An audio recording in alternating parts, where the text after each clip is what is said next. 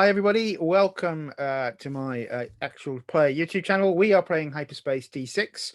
This is a heavily modified and streamlined hack of West End game Star Wars roleplay game, the original Star Wars RPG.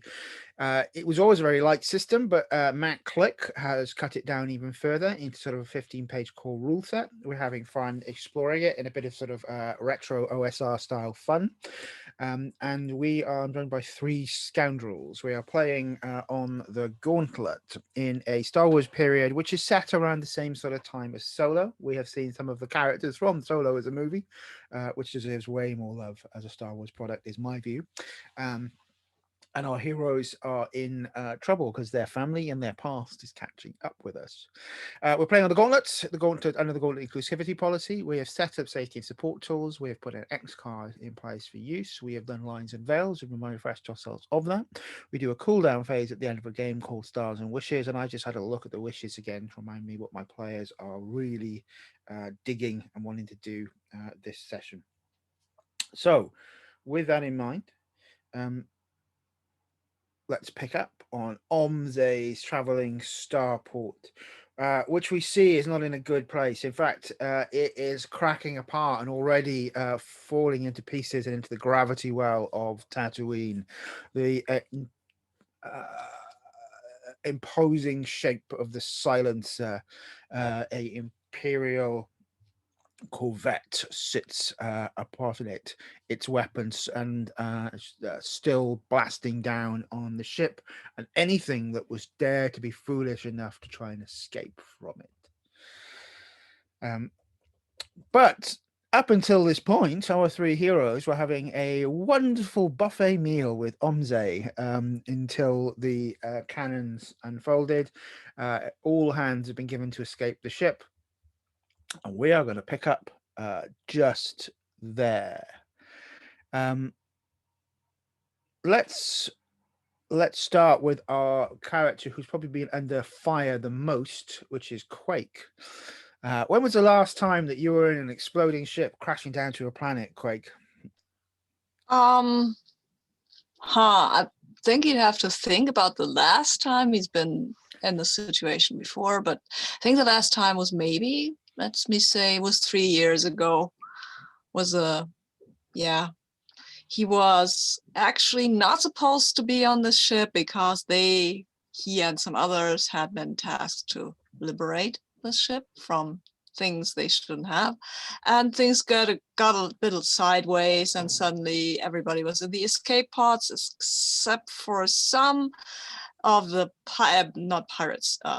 mercenaries, and then they really had to kind of get off the ship with a scrabbled together thing that it flew and it landed.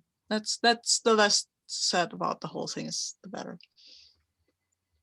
Okay, excellent. So how is Quake taking lead? Is Quake doing anything in this situation?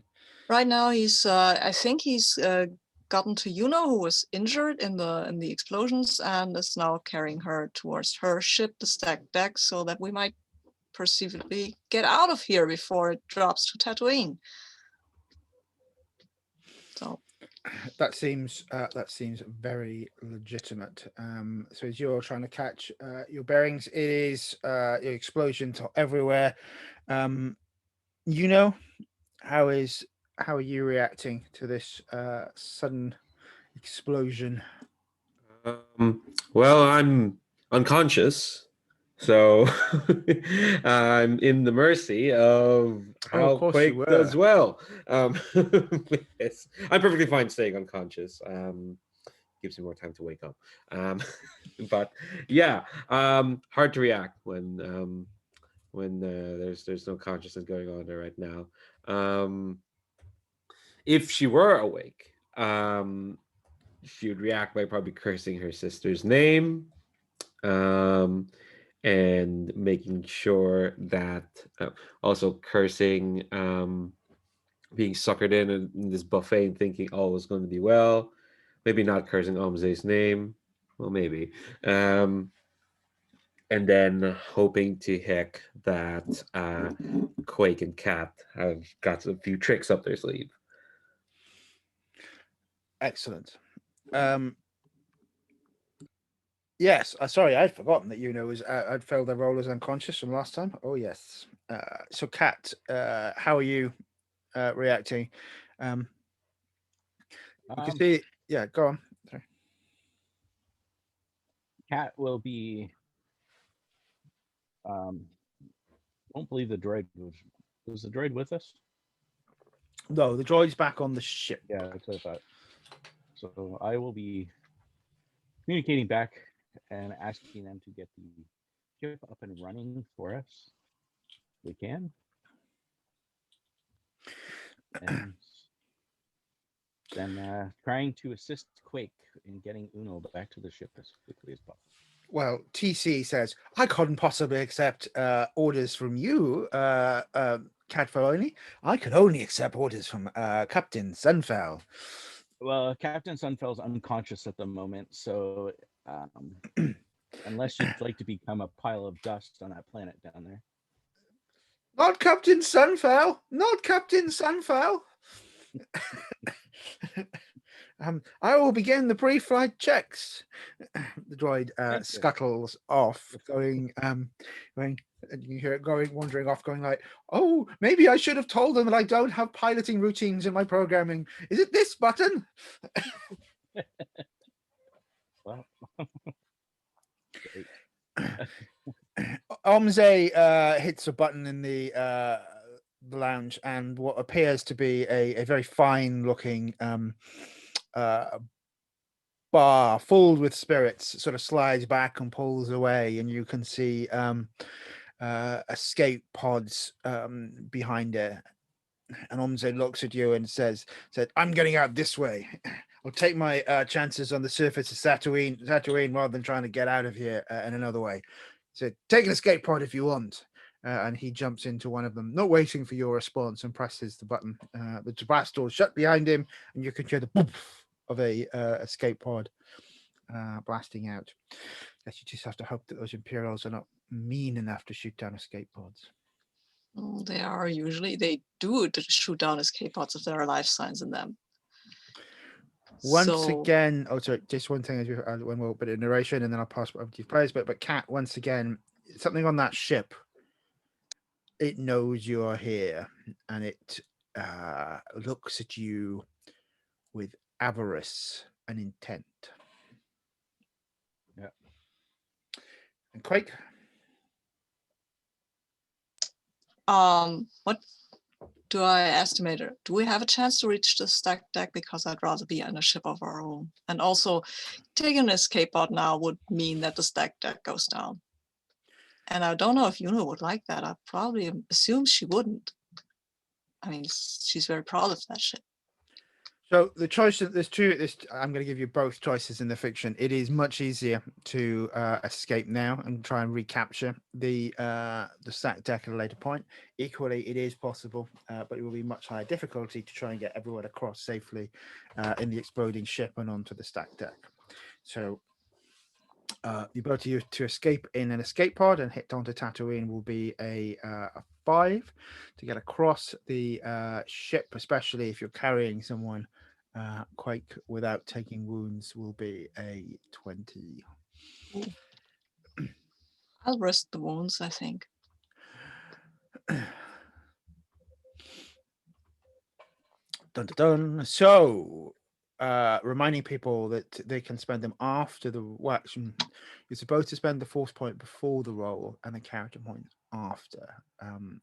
Your fourth point doubles your thingy, doubles your dice pool. But what I am looking for to get you across will be a 20, and then we will narrate what happens from there, whether it's successful or not. So Kat and Quake would need to make a strength plus stamina roll. I mean, Kat, if you want to take an escape pod, we can meet up on Tatooine again.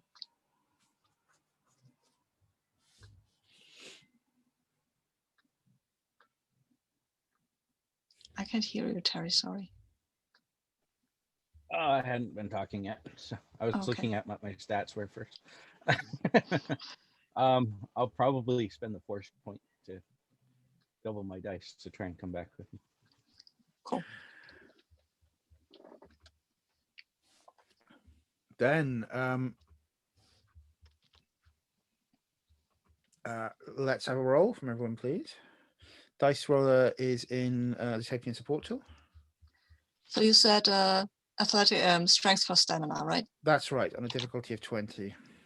Okay, I think that is actually possible, maybe.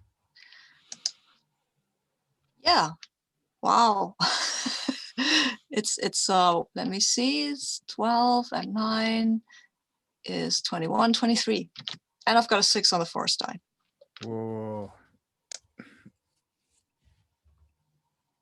Yeah, med evac was my thing during the Clone Wars, so I guess this is what I do. Seems legit. And I got a 6 on the force die. And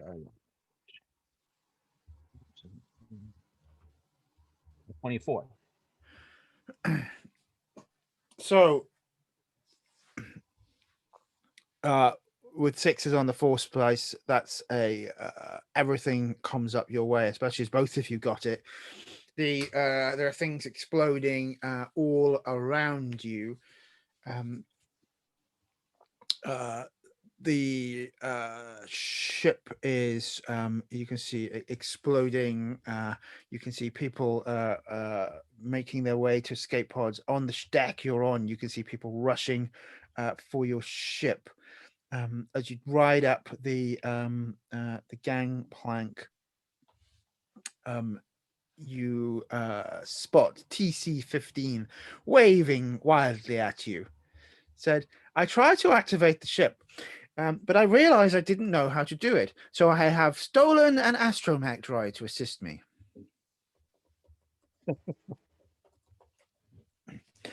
So there is your 6 on the force dice. One of you have now got an astromech droid to assist you on the ship.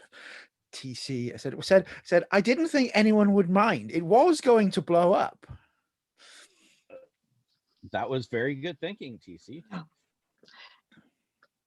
TC, where do you store your stims? I think we need Yuno to get us off the base. Like, Master Sunfell, quick to the medical bay.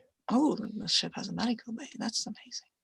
I think most likely it's a table in the kitchen area where there's stim packs, right? But it's it is a yacht, so there will be a small chamber. But yeah, Master Sunfell can be thrown into it.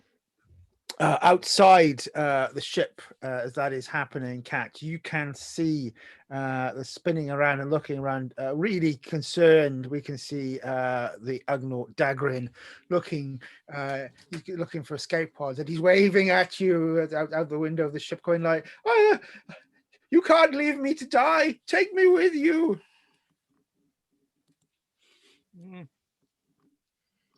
Who's that? Sorry.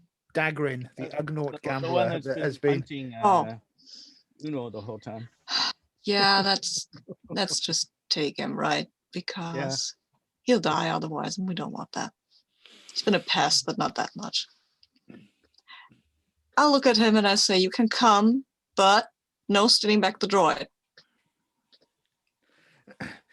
I will consider all debts dealt with if you save my life. Come on. You drop the gangplank and let him on. You know how to fly this thing? He goes, I should think so, yes. I mean, I would like to get Yuno back and have her fly us. I mean, I can put a stim on her and at least wake her up. As you both had a 6 on your force dice, I think I'm happy that the reaction to that is applying a medical pack to Yuno will wake her and heal her wound. All right. Yeah, I think like wakes up with a jolt, and hold on. Sorry, I was trying to update wounds and it's doing that date thing. Let me fix that for you while you're playing.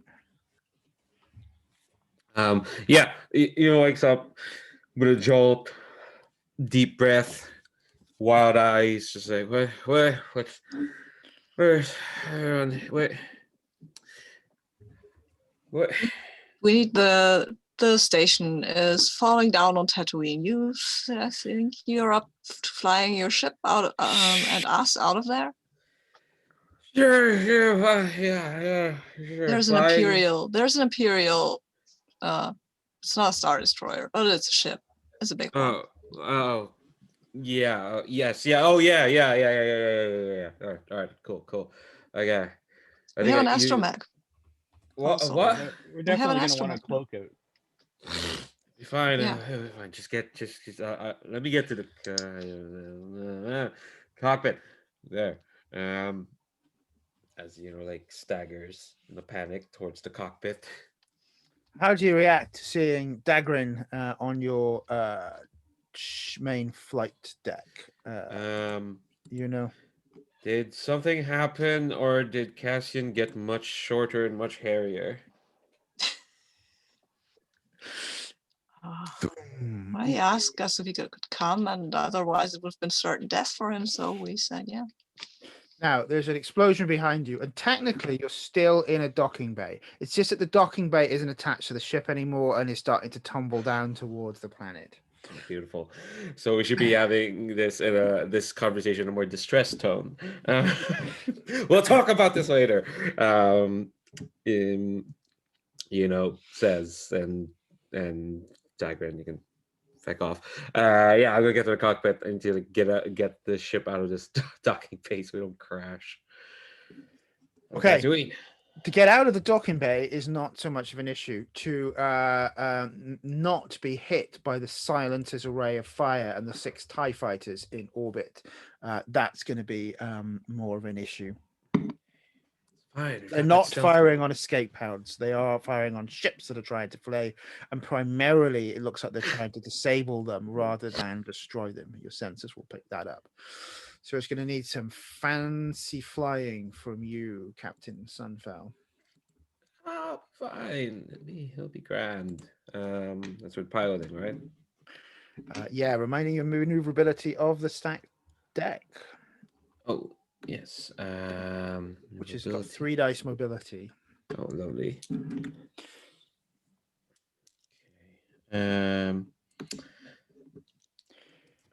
So that's a lot of dice. That's 4, 7. Wow, that's a lot of ones. Including on the force die.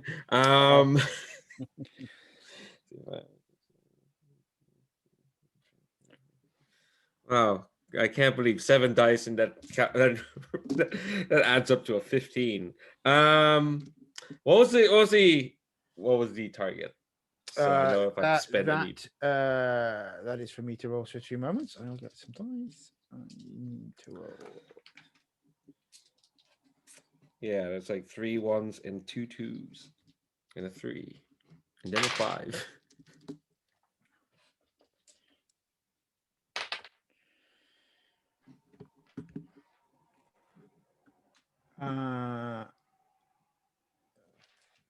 So I roll a 14. Your evade is 9 to start with. And what was your 15. total then? 15. Bang. Okay, so it just hits short, but one scalps and hits the back of the ship as you're trying to pull away. You see the alert in one of your false dice saying that the hyperdrive has gone offline. Though you've missed the immediate shot, you're going to have a problem. You're still going to have to either try and outrun this. That was the capital ship firing at you. The 6 TIE fighters are now forming up, and you're going, I can see one bogey. Said it's a space yacht, and it said space yachts are worth 10 points. Oh gosh. Okay. All right. So we're still in the thick of it. And hyperdrive's gone, so that means we have to land. Gosh. I guess we're probably like, are we coming up? We've probably breached the surface or the atmosphere. You're almost like the part of the deck, the hull that you're in that's floating down. That's now flaming with re-entry. You've powered out of it. The TIE fighters are screaming down in the atmosphere. Fire behind them as they hit in. The capital, sort of the pursuit ship is staying in orbit at the moment, but the TIEs are on your tail. 2 of them at the moment. Yeah, there are weapons on this thing. It has laser cannons. Barely a weapon, but better than nothing. Yep. You fly, shoot. Yeah. Go. It's first, no, third right on the left. Wait, no, that doesn't make sense. Third right. Go. I imagine I already know where it is, and I'm just running. Yeah. Can you get us some cloud cover and then cloak, maybe?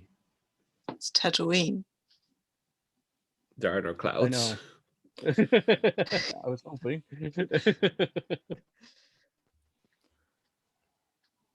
Yeah, if anyone wants to man the laser cannons, go ahead. I'm just.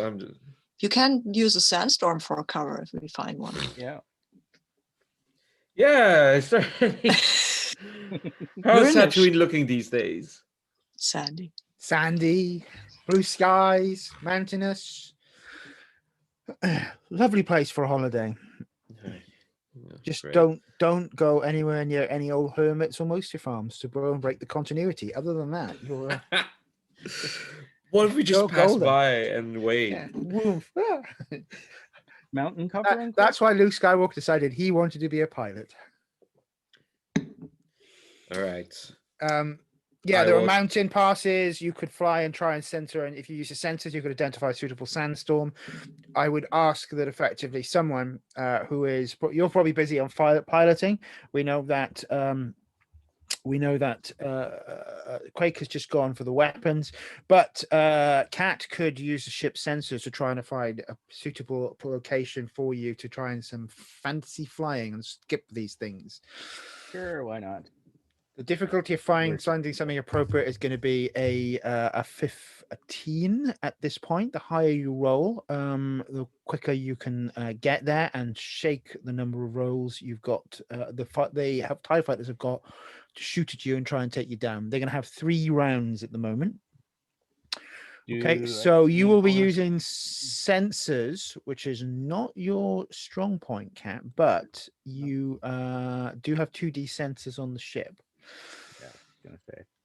So they add together from the ship as well? Yeah, that's right. So you roll 4 dice. Yeah. It's to spend after, hopefully. Yeah, you don't forget you can spend character points if you need to. All right. See how we do. Hey, that's another 6 on the force die. Excellent. 18. Okay, I'm going to take the 6 on the force dice that you have managed to cut a little bit of the distance away, which means you'll only have 2 rounds of TIE fighters on your tail trying to take you down. So the first thing we should see is in terms of initiative, these are trained TIE fighter pilots, so they are going to try and fire first, right? So, but that means again, we're in a position, you know, that you can try and evade. The base evade of your ship is 9. So you roll your pilot plus. So you're going to roll a number of dice, right? So you're going to roll your mobility of the ship as well, plus your piloting skill. Okay. So hopefully there'll be less ones. We can only hope. See, 3, and then 1, 2, 3,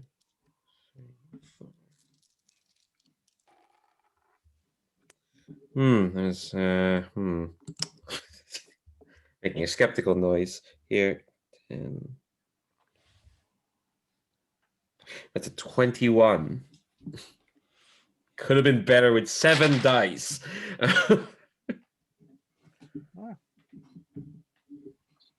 Just below average. Yeah.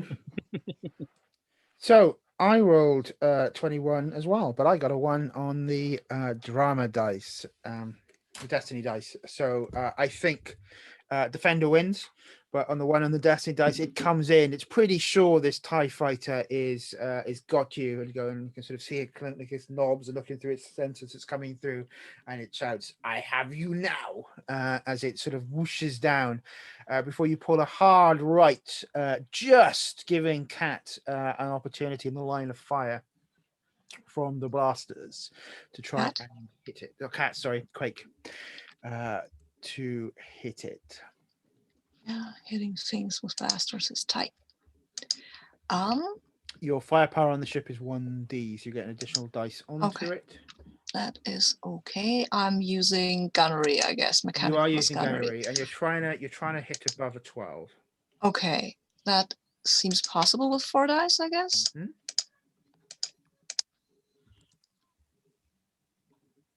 Well, yeah, it is. It is an 8 and 11. It's a 16. So yeah, by tie. Okay. And would you like now to roll 4 dice for the damage of the laser cannons aboard them? Yeah, I mean, if I have to.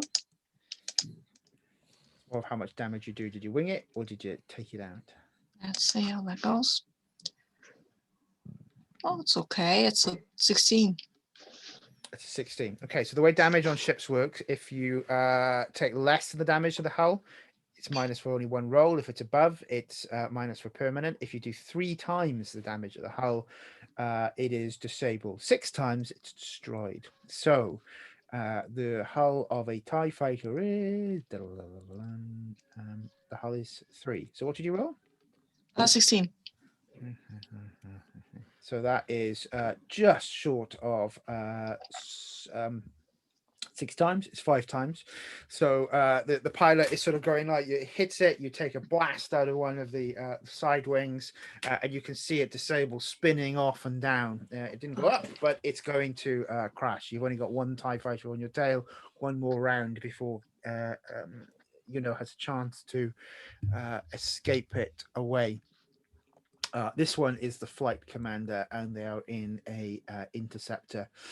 The interceptor's sharp angle of wings. It looks at you and goes, "Enough," said Yuno Sunfell. You are our primary target. Land this ship, and the rest of you. He says, "DDD." Looks up at the data. Says, "The clone can go."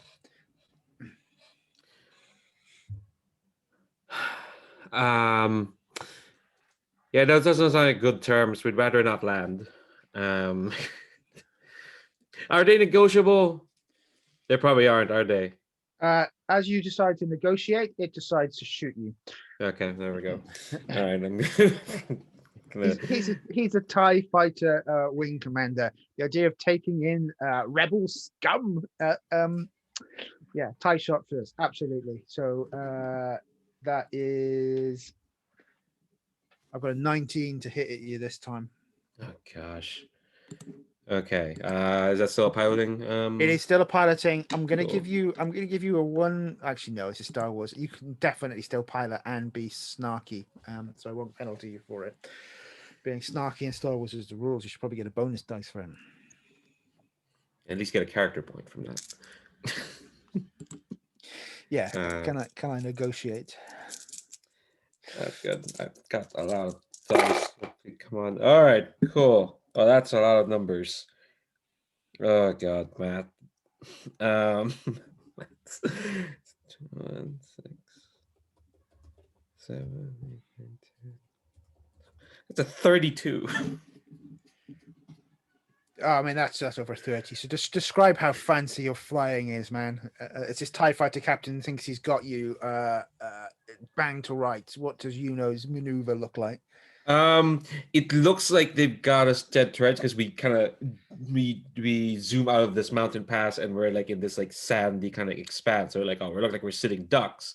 But I think what Yuno does is like they extend out a what's probably like this like pole that looks like it could have been used for fancy sails because this is meant to be a yacht. Instead, she just like tips the pole a bit so that it breaks the surface of like the sand and just does enough flying to start creating up her own miniature sandstorm, basically. And uses that to confuse at least the shot of the wing commander, and use it as an excuse to get back into the mountain pass and like just confuse their direction. Awesome. So yeah, it was not expecting that. You can see it looking up, going, "What?" As it is bang to rights in your sensor scope, Quake. Now let's see. Then let's try to hit it. And maybe I'm confused as well. Who knows? Doesn't look like it. I've got a 16, so I'm not totally confused by whatever Yuno's doing. Yeah, that's enough for your damage. Oh, roll your damage, right? Yeah, 4 dice damage on the. Yeah. Sure thing. Okay, that is 12, 17. Again, that's enough as it sort of it's not down, but it is disabled. You can sort of see it breaking off and making its way away from you.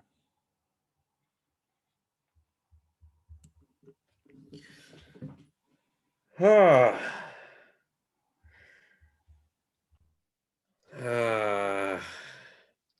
that all happened. Well, yeah, that was good flying. Yes. Very impressive. Thanks. Well, on very short notice, yeah, that's pretty good. How's everyone doing? I'm good. Nothing hit me. I think you're the worst for wear. Yeah. God, yeah, I feel about as good as this ship. We're gonna need to land for repairs somewhere here in Tatooine. Can someone find where the nearest settlement is? Also, make sure the Imperials still aren't out there.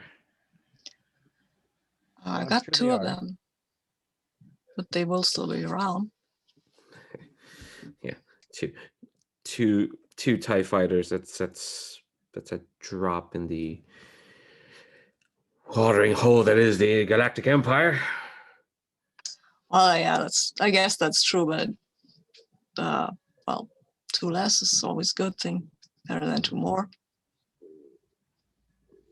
I guess. I think we could set down a place we can sort of hide and be away from the settlement. I mean, this planet is not in control of the Hutts, right? Oh God.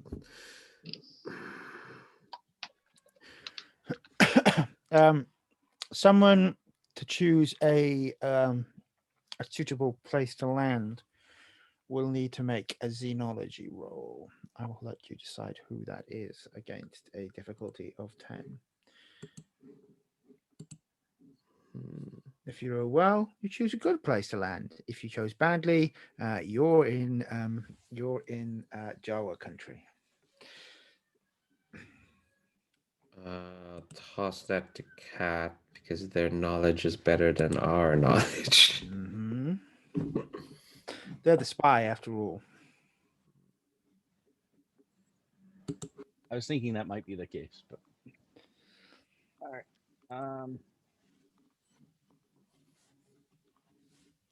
Well, let's see what happens here.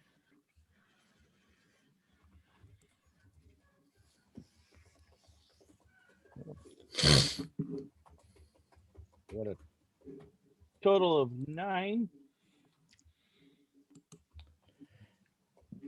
So the difficulty was going to be 10. So you have a choice to choose character point or have you don't have point. Yeah, if you want to. You don't have to. There's no desperate bad answer to this. You'll just land somewhere less salubrious. No, I will spend it. Cool. Then yeah, you can roll the dice if you wish to.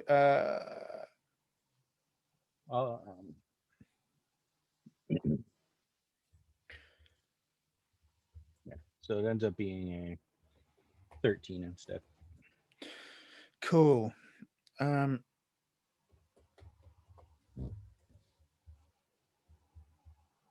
Yeah.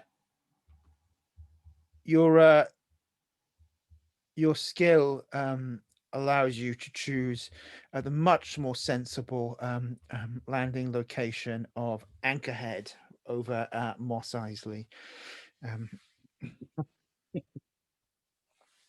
As we see you sort of coming across the landing and the streets of Mos Eisley, flying over before making a landing. As you come down and the ship is landing, where are you on the ship? Yuno's obviously piloting. Where is Quake?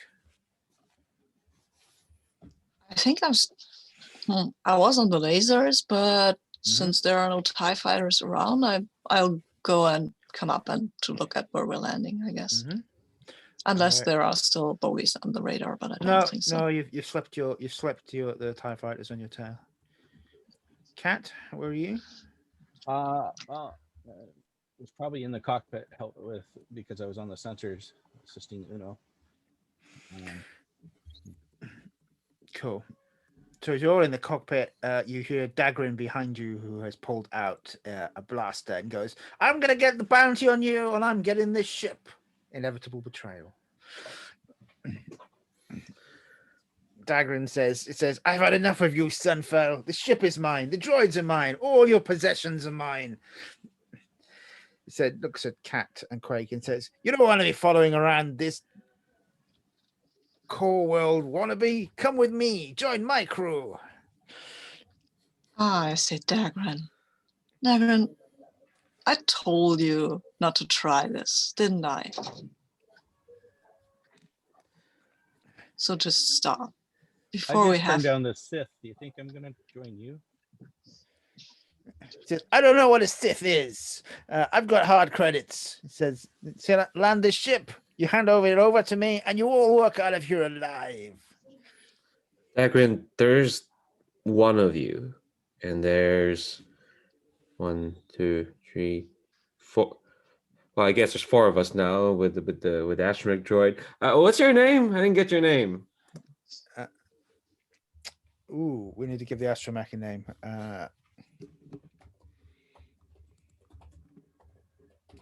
It is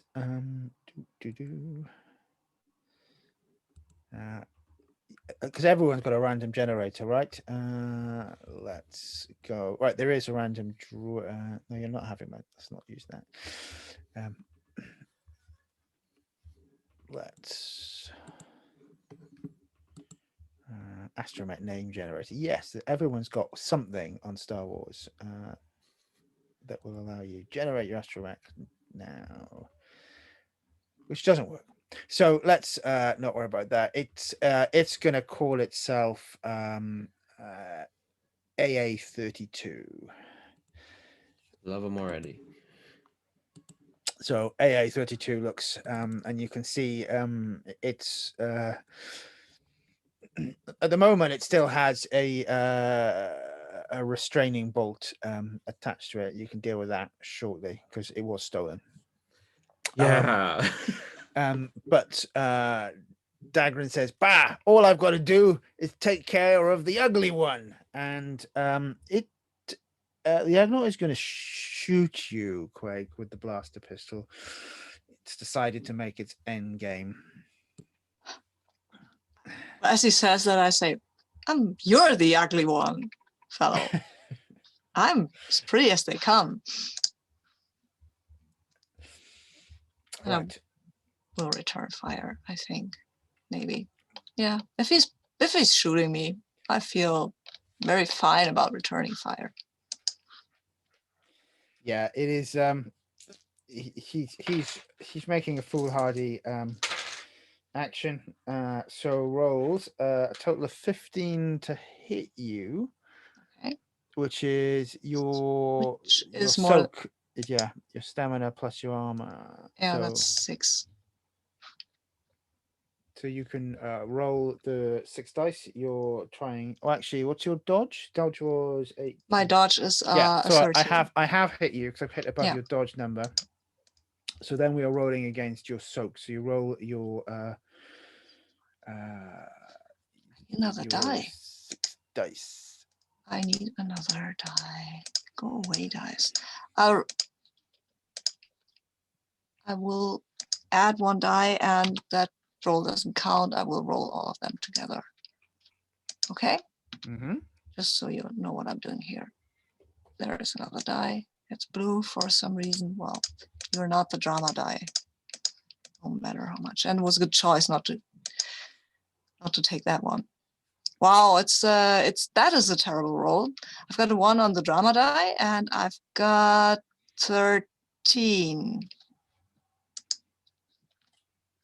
So I'm 2 points of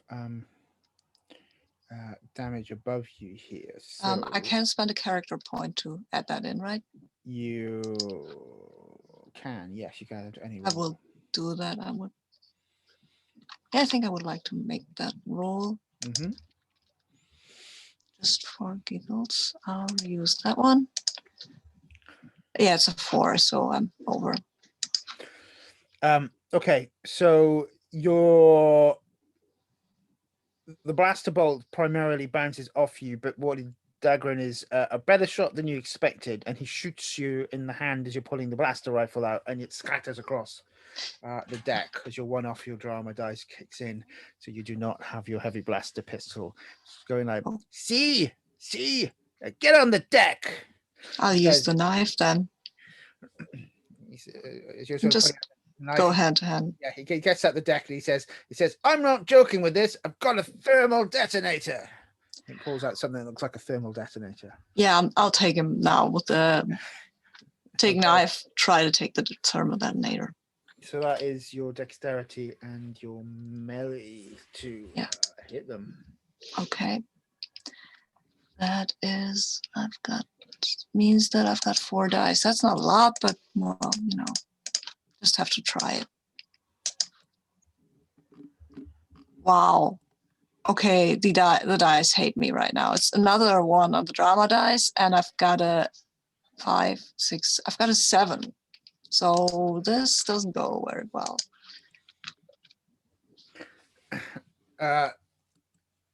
No, unfortunately, you sort of sweep in with the knife, and it sort of squeals and steps backwards, presses a button, slamming the blast door down between you and it, leaving on the floor of the bridge the thermal detonator. And it's blinking, right? Yes. Oh. Carabast. Kat or Yuno is still landing, so I think it's on Kat to try and do something about this thermal detonator. Well, not sure if I'm aware of anything that can open up in the bridge and quickly just dump it out. If I am, then that's what I would probably try and do. No, you're going to have to try and grab it and deactivate it. Yeah, I guess I will attempt that then. So this would be off your armament to deal with it. To deactivate a thermal detonator is going to be a. It's been activated. It's only a switch to trigger off, right? But you've got to grab it and well, I'm suggesting it might be armament, but you can describe how you want to grab. Let me stop that rather than prescribing a skill for you. That's a bit old school GMing. Describe how your character wants to grab, get hold of, and thinks it's going to stop this thermal detonator. What's your plan?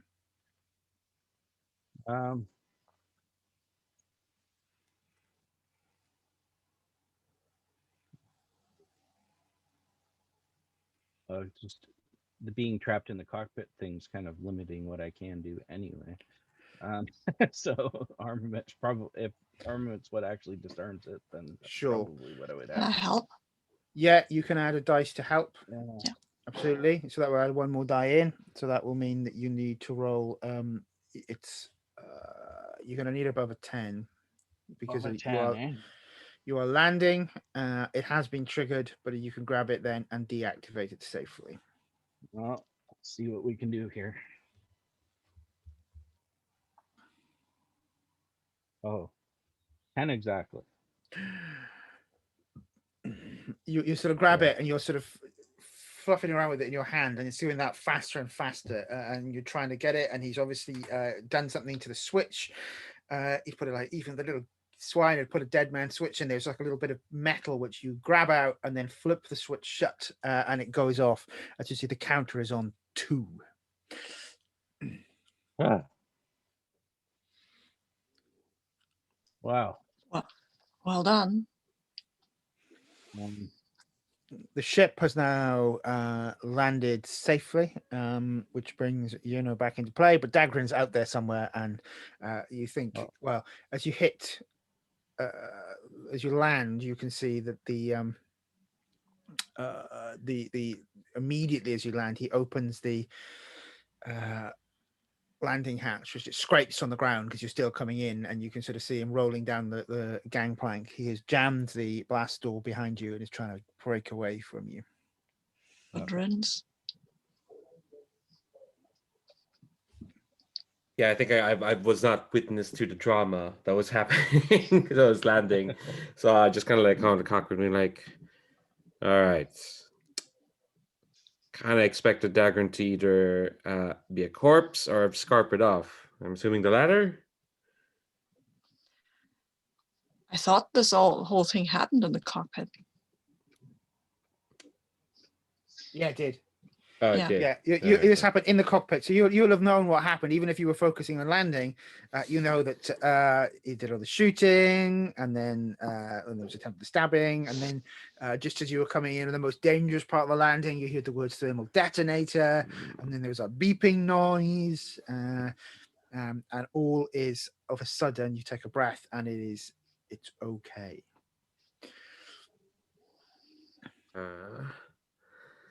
So whose idea? Blast door open. Go ahead. Yeah. Whose idea was it to bring him on this ship? His? Right. Someone had to have agreed to that idea. Yeah, well, might have been mine. Right. Okay. I'll cross that bridge when I we get agreed there. to. Thought he might be of use. Apparently not. It would never have been of use. So long as there's money to be made, and I'm money to be made. More pressing note: does anyone know where to get a new hyperdrive on this planet? Not really. Be able to find a place? Who knows? Oh, we need to Or do at it least the soon. parts to repair it. Right, parts. Sure. So that feels like looking out over Anchorage on Tatooine, where there are stormtroopers aplenty moving through the people, is a good place to take a break and have a coffee. So why don't we come back in about, well, it's just up to 20 minutes. Let's come back about 5 to 8 minutes time. So back by 10 to, we're all back before that, all the better, Okay. but after 10 minutes break. Cool. Okay. So the ship lands down, and you're going to be trying to find some parts or repairs for your hyperdrive. The sensors are showing that the motivator is shot, and it will need replacing or rebuilding. Is my blaster still functional, or do Oh I yeah, have your to... blaster's okay. It was just shot out of your hand with a winging shot. So once you reclaim it, it's okay.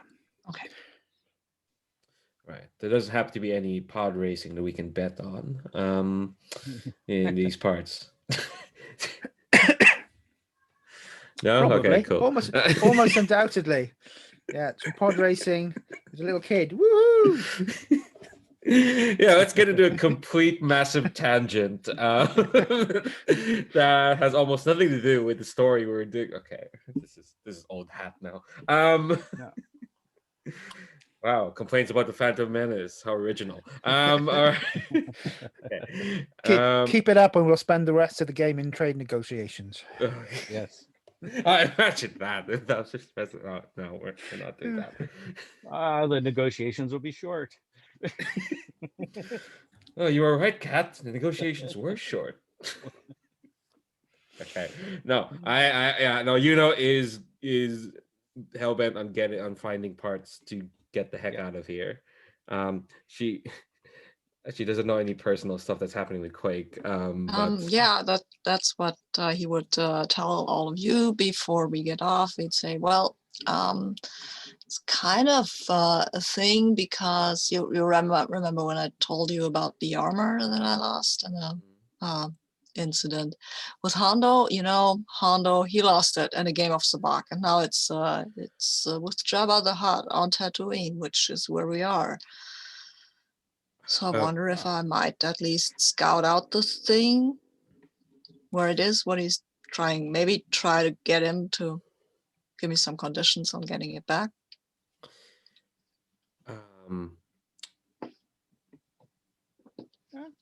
It's not a bad idea. We might be able to negotiate a repair at the same time, depending on what the conditions are. I'm sorry, you were pretty low in volume. Sorry. We might be able to negotiate a repair at the same time. Well, I'm sorry, Kat, but it doesn't seem like we have anything on our side negotiation-wise. We'd basically be asking for repairs and some cone armor. We really don't have anything to give back. I didn't say we wouldn't be in high debt to the Hutts. It's still the Hutts. I mean, I'm not gonna be against any scouting. As far as I'm concerned, Craig, you do you. I can't really stop you from anything. Yeah, I wouldn't want to. I honestly wouldn't.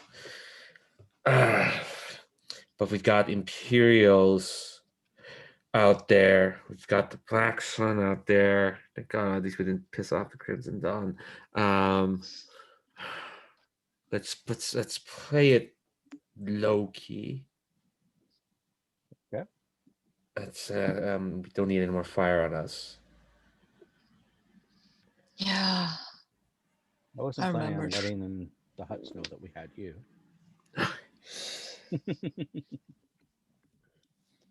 I want to do at this point a swipe cut to a cantina after the words that Yuno Sunfell, let's play it low key, and we're in the middle of a bar brawl and there's fire that went off all over the place, and this feels like it possibly is a Yuno Sunfell low key engagement.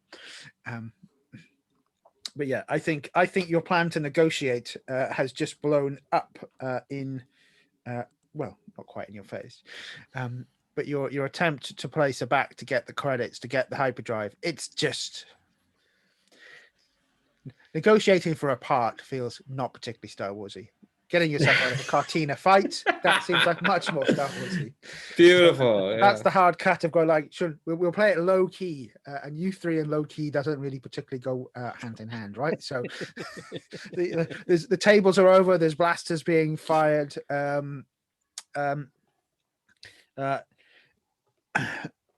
What's the look on Yuno's face when they realise the negotiations for the part has not gone as expected?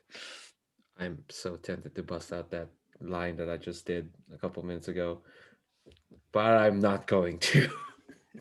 You've heard it. It's just it's been a long day. The only sleep she's had is let's see. She had that vision, then woke up, raced to the starport, all this stuff. She's just like, all right, okay. So much for low key. Takes her drink, downs it. Let's not stay for long. Let's not stay here. Let's keep going.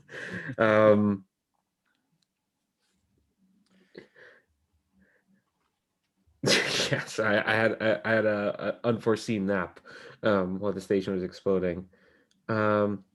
Is Quake with us, or did Quake go off to like scout for the armor? I think you're all together right now, right? We're all together. Yeah. You were doing negotiations. Anyway, going to go look for the armor, but negotiations back to almost a round trip from episode 1 or chapter 1 in our story. Negotiations and Yuno Sunfell have a way of degrading into blood rivalries. Okay, so there's a fight in this cantina. No one's fighting us at the moment, right? Or I guess maybe there. The tables are over. There's blasters. Yeah, I think you should have probably. There was one of these things with a guy on there. Sort of. I think it was probably a week where he was looking at you, going like, sort of. You offer them a deal. He goes, "I'm not accepting that," and then you say something, and all of a sudden, a table is over. A blaster is pulled. Jawas with their big cups, looking around, really scared. There's and then the blasters, when one blaster is drawn in this place, many blasters get drawn in this place, and simmering rivalries are dealt with quickly. It's the way of the Hutt. Yeah, my simmering blood rivalry isn't here, so I'd rather not get involved. I would like to brawl or shoot or skulk or get out of here unless anyone has any reason to stay and to brawl and shoot. I'm just like, I just want some parts, man. I just want some spaceship parts, please. I think firefight stops when it's like in the cantina bar when some Gamorreans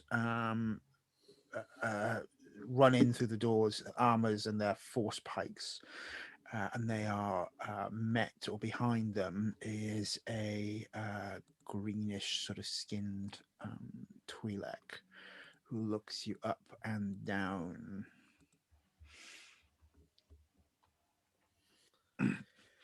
And Bib Fortuna says to probably to Kat, says, "Welcome to Tatooine. Jabba the Hutt invites you to tea."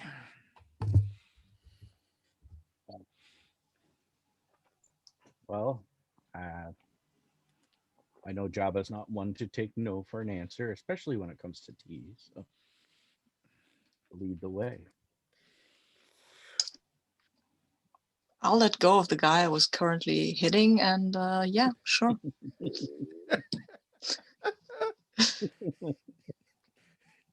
Poor human Imperial officer conscious to the floor.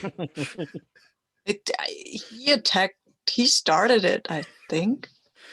Yeah, he had started it by being here in an Imperial outfit uniform, right? That's a good way of starting fights. Yeah. Yeah. You're on board a skiff whooshing across the Tatooine deserts towards Jabba's palace, giving you a chance to catch your breath and figure out what your plan is. Once, can we land in a place and not get mysteriously invited to a crime lord's tea gathering? Can we do that for once? Well, you know, we do attract a lot of attention. I'll have you know that this usually doesn't happen to me. It seems to be you thing. It's a recent development. I don't know what's happening. Maybe the Force tries to tell you something. All right, we're talking about the Force again. Okay. That or your value. I'm sorry, say that again. That or your value. Mm-hmm. My value is subjective, and shouldn't be attracting this many. Like, almost makes you want for a quiet life.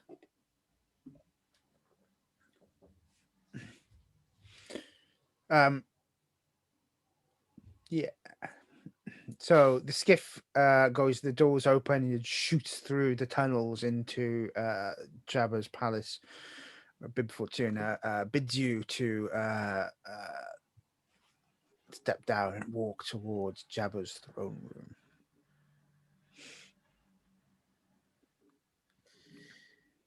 All right. I'm looking at Kat. Lead the way, I guess. It is full of the scum and villainy of the galaxy.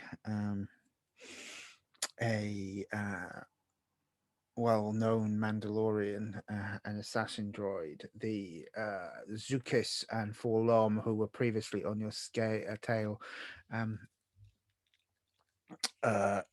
Sai Snoodles is playing in the background. We're not recasting the music here. This is when Sai Snoodles was still playing with his big blue fingers, tooting away on his piano, and the music sort of you sort of walk in, and Jabba picks up something that's in a bowl of water that has sort of little tendrils and was looking around and swallows it whole before looking at the three of you.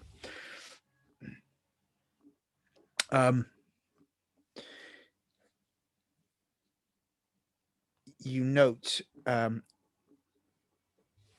a chain on Jabba's throne is Dagrin.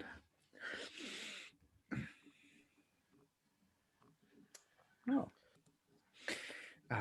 Jabba speaks. There's a protocol troll translating, but if anyone thinks they speak Huttese, I'm just happy that you would. I think it's likely that Yuno knows a smattering, if not totally. But anyway, the protocol droid translates. It says, "The most imperious Jabba the Hutt welcomes you to Tatooine and his palace. He has heard that you were partially, at least, responsible for the destruction of Omze's amazing traveling starport. I would like to thank you for your actions in dealing with one of his rivals." Okay. Well, you're welcome, most honorable Hutt. And then we see Omze is brought out, and Omze is in chains. And said, Lord Jabba was very concerned that Omze was breaking all sorts of labor laws and an incredible number of taxation boundaries. The number of smugglers that were on board that ship that had avoided Jabba's and the glorious authority of the Hutt cartel's authority was disturbing to Jabba.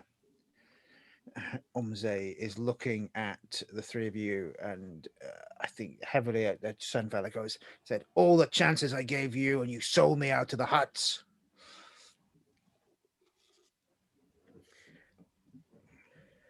Gosh, all right. Think about this. I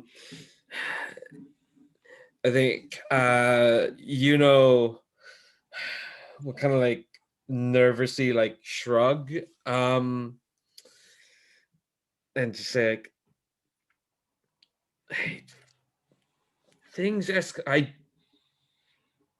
okay, I'll be honest, I didn't expect this. Zay, it's a bad turn of events. You know how things go. This is not exactly what I thought, where I thought we'd end up. I think I'm trying to like just project that no, we're in someone else's mercy. Yeah, that's fine. I think he looks at you and is sort of scowling. Says, as thanks, Master the Hutt wishes to return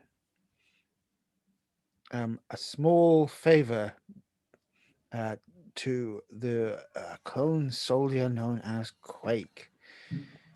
And Tower of Jabba has come out of the little weedy crate, put it in front of the throne, the armor of Quake. So it is your clone trooper armor. And said, Master the Hutt is aware that this was stolen from you and knows of your reputation, Quake. They offer you the chance to take it back and find gainful employment in the fortunes of Jabba's beneficent trading empire. Well, I'd be willing to do a job or two for you, but I'm a member of mercenary guild, right? So this is a thing where I get hired and then I work my work out after I've done. I'm not joining any kind of trade empire. My contract forbids it. Master the Hutt understands. And then says, unfortunately, Kat Foy'loni and Yuno Sunfell, there are alternative arrangements for you. And we see stepping out of the shadows some imperial officers. We see Arya Sunfell. And if you were a Star Wars geek, the person next to them, you would definitely note to be an Inquisitor.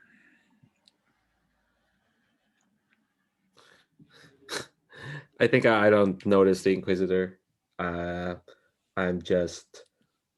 looking at my sister, who, yeah, looks exactly, but not exactly like me, because our demeanor is so different. It's just,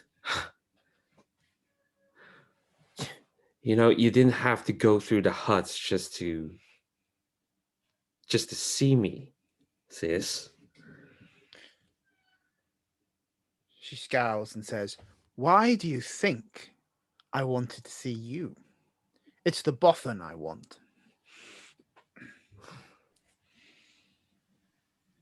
Oh, I thought you'd want your birthday presents.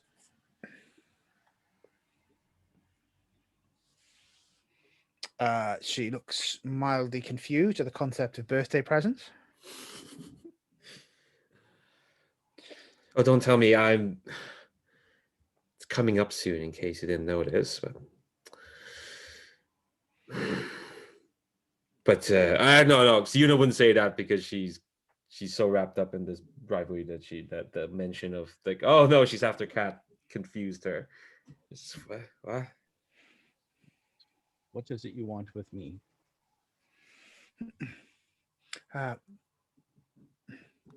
The hooded, masked, black armored figure says,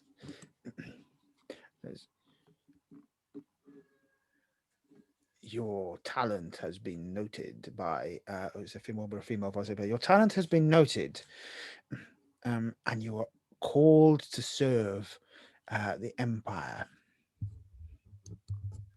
Lord Vader himself wishes to meet with you.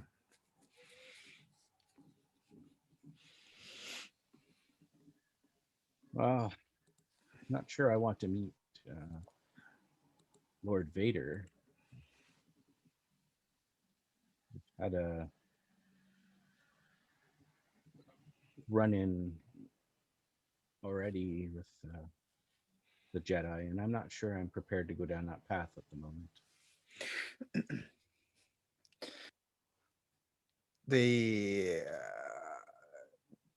Inquisitor reaches out its hand, and you can feel yourself lifting from the ground.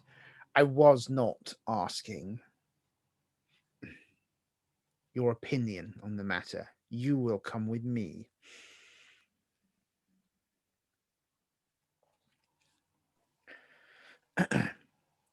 And then you're lifted sort of slightly up in the air. Omze, Quake, Yuno, standing in front of Jabba's throne. There is a moment of, you hear a click, and then gravity starts catching up with you as you start falling down a tunnel underneath the throne room. Oh, beautiful. The armor's going down with you as well, though, Quake. So, if as long as Yuno can keep them busy and Omze keep clean, you can armor up. It's okay. Yeah, that seems like a very likely thing to happen down there. If I can, I'll throw a non-armed grenade towards the hole for Quake. Yeah, you can just sort of flick it off your belt, and it drops down into the tunnel below. Maybe I can catch it if she throws it to me. Yeah, why don't you make an athletics roll for me, Quake? And if you do, it's already in your hand. You don't have to try and grab it. Okay, how much need I? How is the target number? It's not that hard. Well, you're scooting down trying to get it, so it's going to be a 10, right? So okay, you hit a 10. fair enough. Yeah, I do. I do. Yes, I do. It's a 12. Well, it bounces. Do you want to grab it in your hand as you hit the ground? And you can see everyone. You see Jabba laughing above. And then you hear the roar in the darkness. I have a bad feeling about this. You have a bad feeling, says Omzi with his hands in shackles. He said, "Get me out of these." I'm gonna try and do that. I have a vibro knife that might just cut through them. I also have a vibro knife. Oh, cool. Then you go ahead. So, yeah, you've got a few. I'm not gonna make you roll for it. It's just simple crunch as you hit it with a vibro blade. He sort of holds his hands and you slice through them, and that's where you see the roaring hands, mouth, and the more covered in spittle as a rancor comes out of the darkness, roaring at you. You can see your armor, Quake, just across from it. Omze is looking around desperately for looking of weapons as well. Well, let's cut back up to Kat a moment where you're being drawn in by the Force towards the Inquisitor.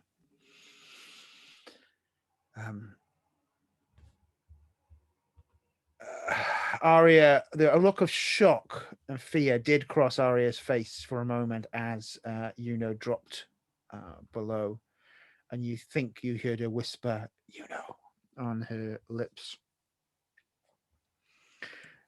But the Inquisitor draws you in, and you're sort of held in the Force, and it looks at you and says, "There's much potential in you."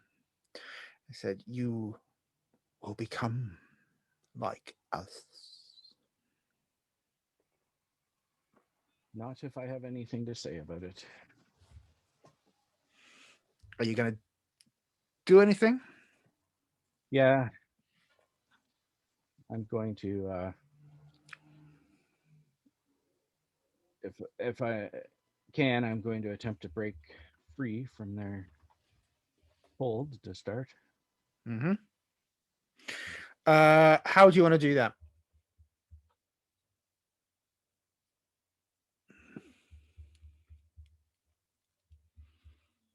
Do you want to try and break out with force? Or you're going to try and talk someone? You're muted, Terry. How far away am I from them? Oh, you're now right in front of him, pretty much. Her, she's Yeah. holding you in the with the force.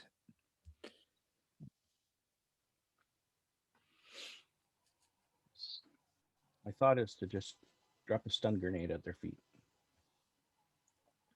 Cool. But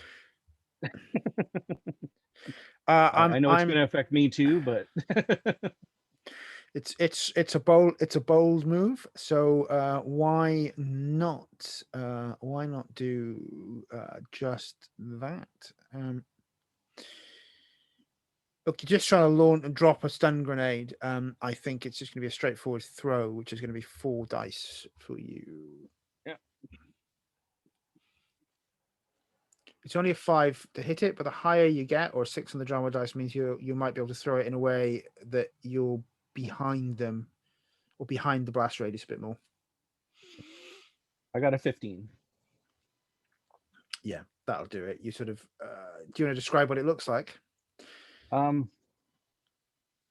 just as they were distracted by like everyone falling down, I managed to get it out, and I'm just kind of holding it palmed, and as soon as we get close enough, I just managed to get my hand, release it.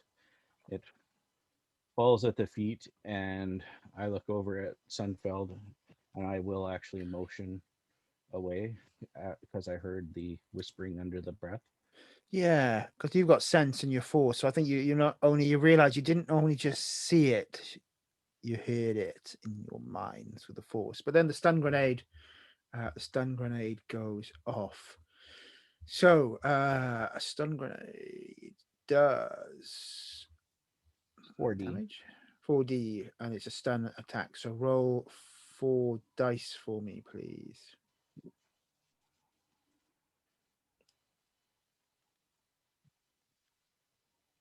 16. So that's enough to hit. My soak is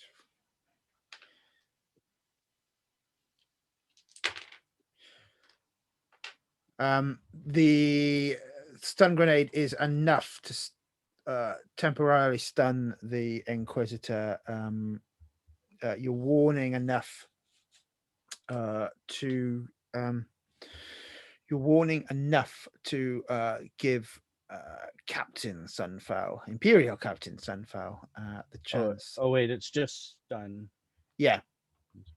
Yeah, they're still done, but the stun is there, but enough to sort of try and jump for cover as you deal with it. But as it's a stun as well, you can roll. You will roll your strength 3 stamina against the stun, but your roll was good enough that you're going to only be in half of the damage radius.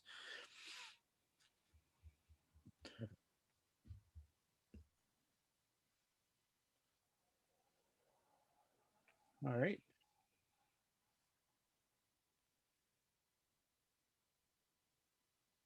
And then I'll do my best to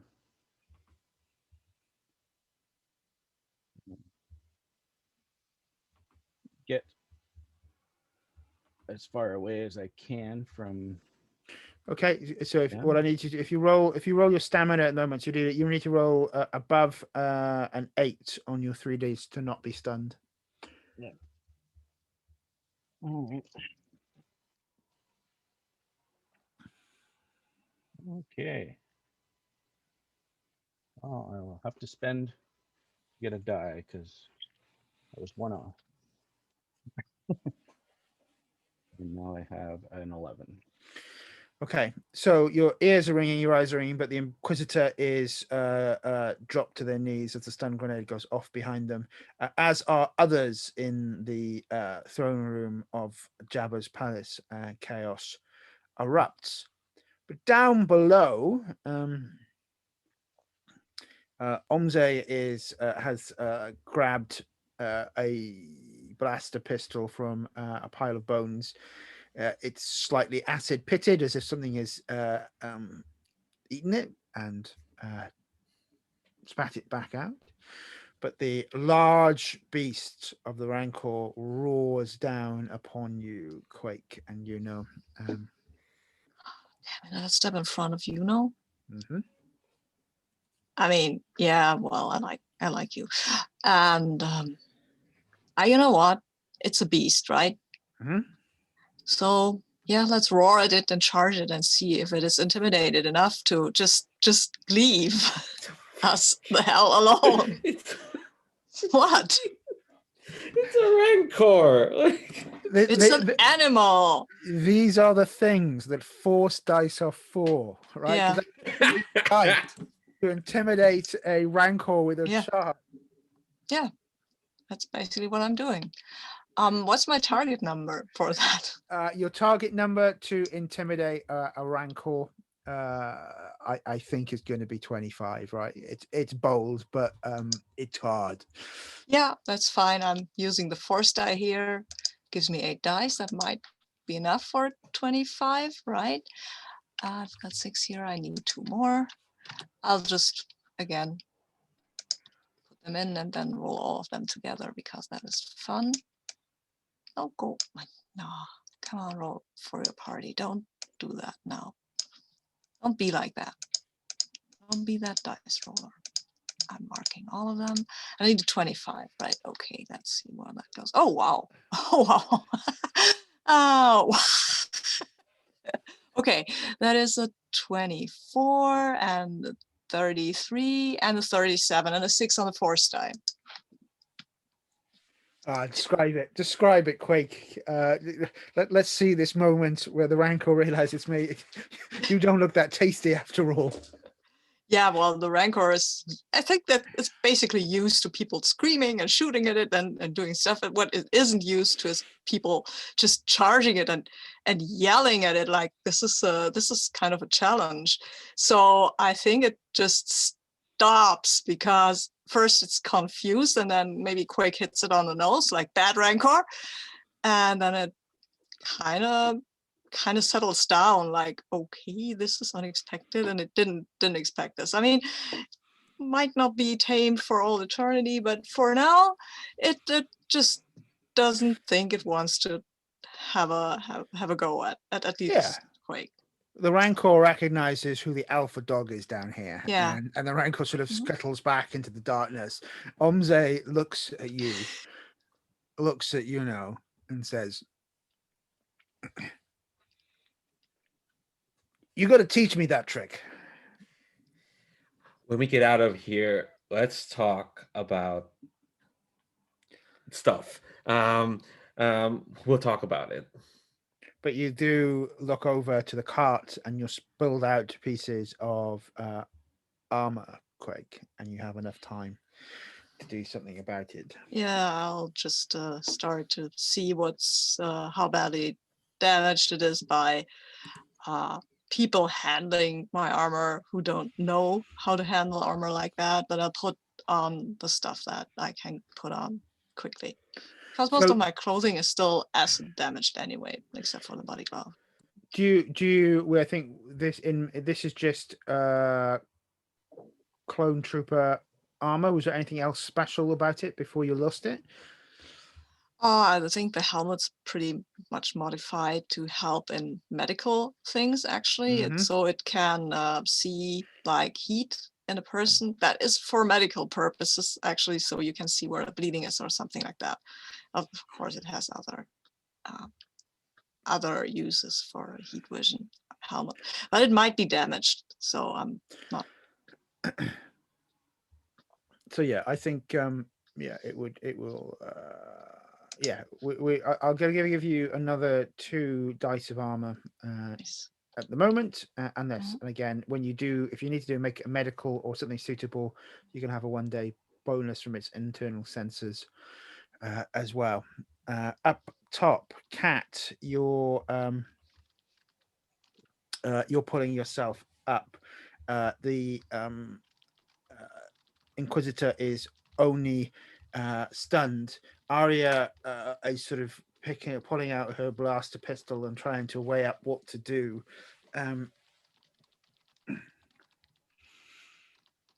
What's your plan, Bothan? Well,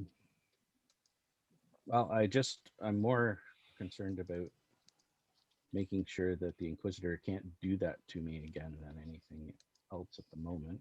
Mm-hmm. So I am going to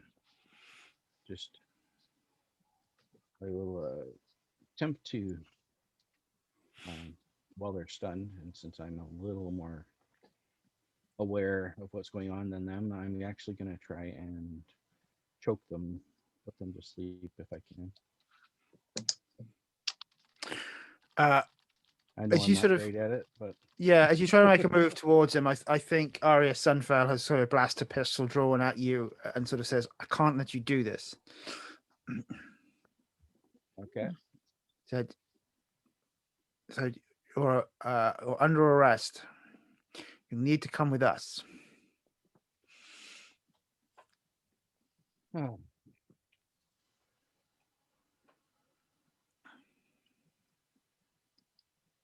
Well, we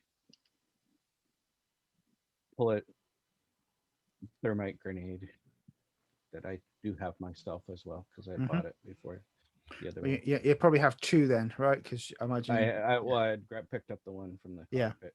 Yeah. So, and I arm it and say I'm not going anywhere.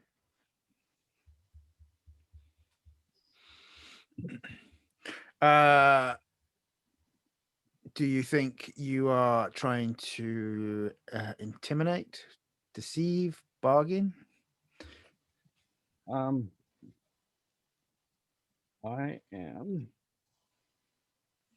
If you like, you could even try to use your force to affect their mind. You can let me do this. I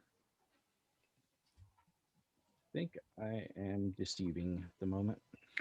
Sure.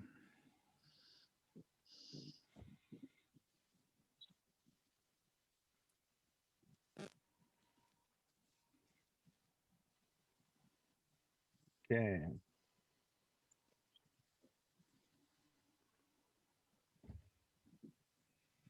So That's 17 to deceive. Wow. I think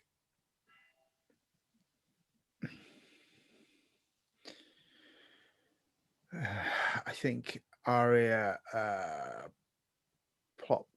sort of takes steps back, and you can hear Jabba screeching and howling as well. There are various blasters pointed at you from other forces in the the throne room. We can hear a Mandalorian mutter. It's like, why do they keep letting people bring thermal detonators into this place?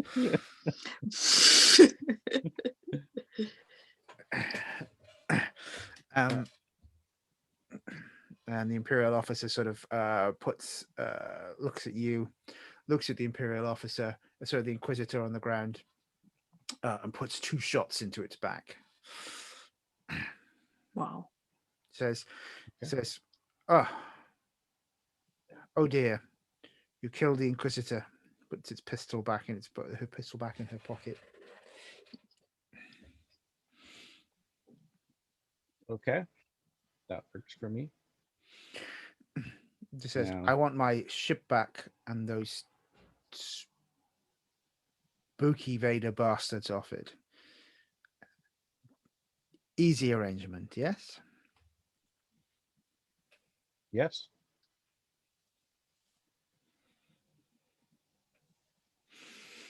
Back down. I need my friends though. I think let's see how they get out, because Omze is rattling his hands on the cage door, so the cell door, trying to let us out. I think I'm gonna march over to the cage door, see if I can just open it myself. How would you like to do that? I should look at the other. It's going to be, if you're trying to hack it, if that's what you're trying to do, just slice the door, it would be computers. Okay. Yeah, sure. It's not particularly hardened, so people in here are not usually trying to hack the door. There's usually a Rancor trying to eat them, so you only need a 5 or above. Cool. I'll roll that. I've got a 3 in technical. All right, that's a 9. So I'll just open it for him. The door opens, and then the Gamorrean sort of desperately trying to shut it to make sure whatever is in there doesn't come back out. I think I pulled my blaster out, and just kind of like,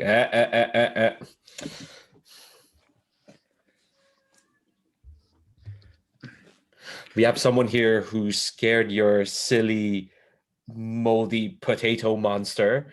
You don't want to mess with us. So I'll just show up at your back and in full armor, just like looming a bit over you, I guess. Just looking at them. So we sort of see this. If we frame the scene, there's you three. There's the twin of Yuno Sunfell. There's the who's who of scum and villainy in the galaxy with their blasters pulled at you. There is a dead Inquisitor on the floor. And you're looking at your sister for the first time. She's got a blaster in her hand that she's pointing at you, for the Yuno. Anything you want to say? Remember, you set that bounty for alive.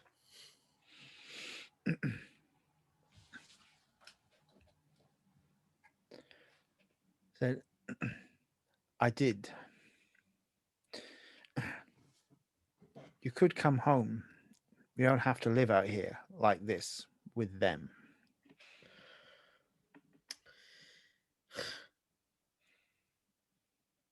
But living with them is... I think I look at Quake and Kat and the bevy of scum and villainy, the smorgasbord of scum and villainy around us. So how confused is the scene right now? Because we're up there, and are people shooting at each other, or is this? No one's shooting. It's all Mexican standoff, right? So to speak. All the blasters are pointed. Everyone is stopped and waiting. No shooting just yet. It could be escalated. It's a tinderbox, but it is not quite shooting. Everyone is sort of waiting for Jabba's response of what to do. This sort of stuff is like Bridgerton for Sith, right? So he's quite excited by all of this. That's it for Hutt, even the chaos around him.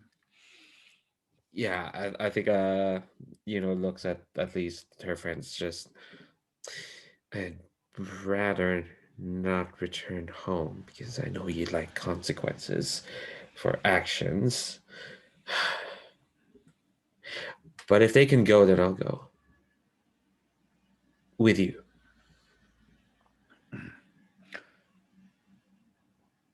So your friend the Bothan has attracted attention. I would recommend disappearing into the outer rim and not coming back for some time. They might need a good pilot. She holsters her blaster. I'm very confused. I appreciate you allowing us to have such a great pilot.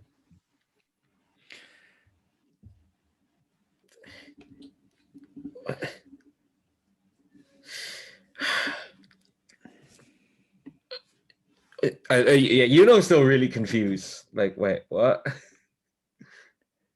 Quake's a bit confused about who wants what here as well, but you can see that because it has its helmet up. Jabba is sort of laughs deeply. I think Master Jabba is thoroughly delighted to see sisters reunited. He, however, would like to remind and point out that you have done considerable damage to his palace and are responsible for the death of a imperial Inquisitor. Looks around like, wait, who did that? Did you do that, Kat? She looks at Kat. Indirectly. Well, my apologies to the great and most magnificent Jabba the Hutt. But that's with the Imperials.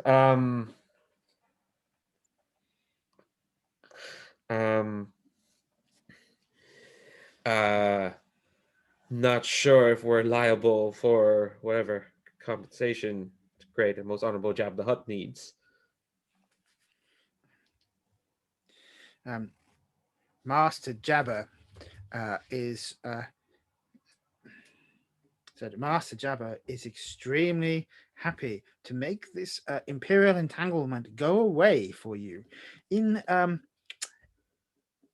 exchange for a few operations in his service. Oh God. How's Arya looking? Hearing that. Arya sort of smiles and says, seems fair. You will get your liberty. I will drop the bounty. You'll do a few jobs. The reputation of Yuno Sunfell will grow. Since when did you become so mercenary?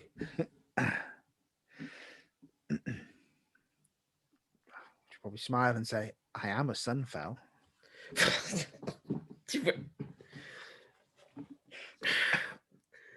God. Dad always joked that you stood so straight that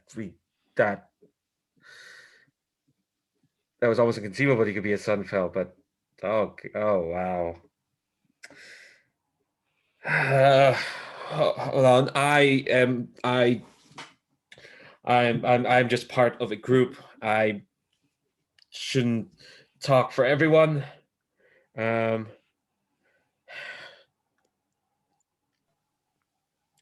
What do you think? I think that's probably the only way we're getting out of here alive. Yeah. Tactical analysis shows that she's probably correct. Fighting our way out of here is probably suicidal.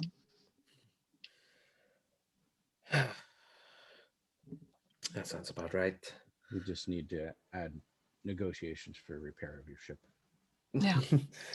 we can't really do anything for them unless that's done. Mm-hmm. So I go around and say, sounds like a fair arrangement.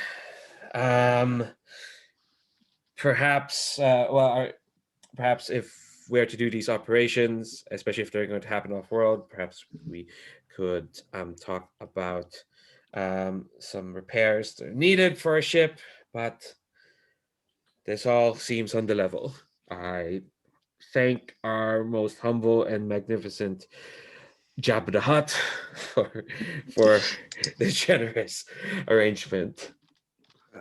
The Hutt smiles and the protocol droid translates and says, Master Jabba is more than happy to help you with the repairs of your ship and any suitable upgrades. It will be added to your account.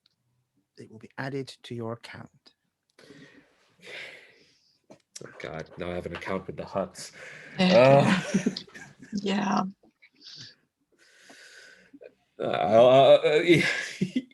Just like bow or like just that's I once again offer my thanks.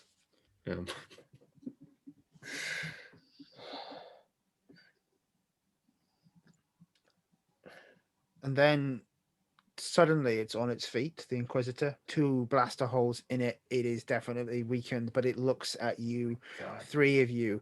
The helmet is slightly cracked. You can see a red eye looking back from a human face and a click hiss of a lightsaber going on. And it looks at all of you and it says, I asked politely. And its lightsaber, it's going to make a beeline for Kat. Would try to get in the way. Mm-hmm. So, I think, yes, it sort of slightly surprised you, but I think you're in a position where you could use melee to try and block the weapon if you wish to. I mean, I only have a knife, but if that's... It's more block. Yeah, it's like it's enough to give you a moment's defense, or you're more likely to maybe to block the arm than the saber swing. You've seen lightsabers before, right? You know. Yeah, I know what that is, and that I should not try to block it with my arm. Cool. Not until you do enough jobs to get the best car. I don't want Beskar. I like my armor. I've just got to switch networks for a second, so it's gonna no problem. Possibly pop me out. Cool. Now I try to buy some time basically for someone. I mean, I'll try to hurt them, but I don't know if I can. I'll try. Vibro knife. I mean, I killed a Jedi, but that wasn't me really. But long confusing story. So let me roll my dice to tell you what your difficulty is. That is a 16. And I'm rolling my melee, right?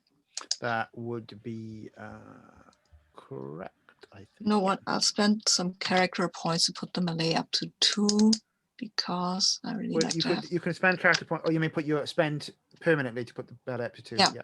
Makes sense. That is what I'm doing. So I have 5 dice for this. Well, could be worse, right?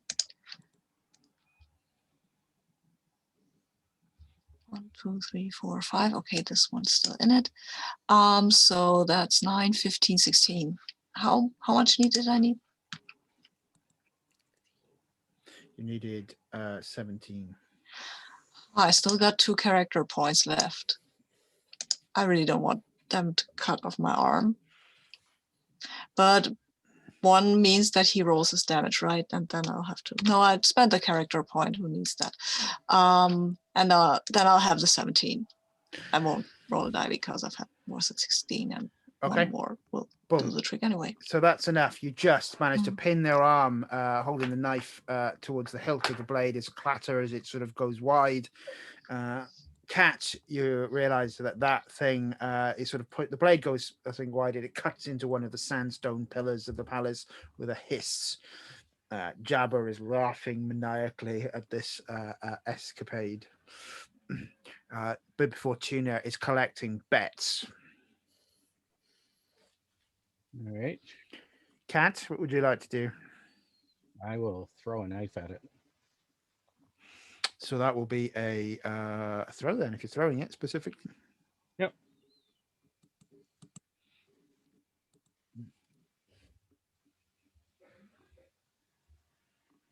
Ooh. I miss. That's a 9. You needed a 14 to hit. So unfortunately, it does go. Well, the Sith sort of deflects it with its lightsaber. It's all on you, Yuno. Yeah, I'm gonna take a shot. I think I pulled out my blaster, and as soon as the Quake moved towards Kat to block, I kind of instinctively moved towards Arya, and hopefully while the Inquisitor is distracted, I'll just try to get a shot in. Thankfully, Jesus, that's a lot of dice. Well, 5 dice isn't a lot, but I just roll. Mm-hmm. Yeah, roll to hit. You need to get above a 14. Oh, bother. Wow, I'm gonna spend a character point because I was 1 short. But I did get a 1 in the Force die. So, but I will spend a character point to. Might as well just roll this. There we go. That is now an 18. Okay. Would you? It's a heavy blaster pistol. So can you roll 4 dice for me for damage?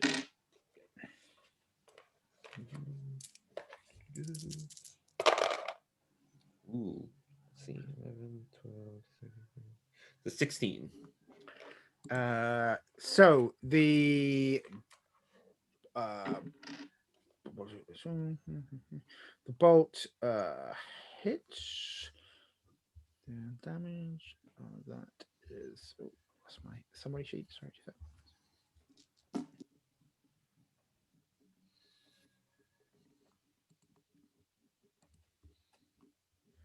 Already injured, so bang, it's not quite down, it's got 1 wound left, and the one of the force devices, your blaster bolt hits it, and the Inquisitor growls out in pain, and your blaster is yanked out of your hands and thrown across the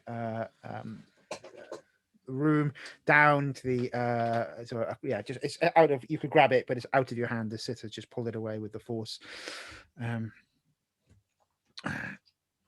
And it takes the opportunity now, uninterrupted, to try and swipe with its lightsaber at Kat.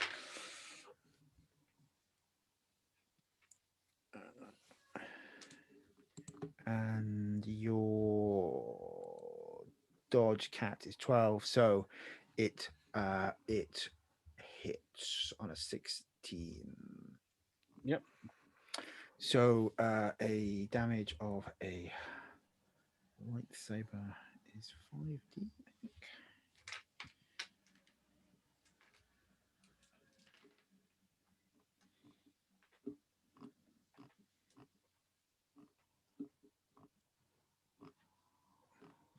So you will need to roll above 15 on your stamina not to take wounds. Above 15 on my stamina. Does that include armor? You add your armor dice to your roll, right? So if you've got 1 Okay. dice of armor, you would add that in. 5 dice. I think this would be a good time to spend my other force die.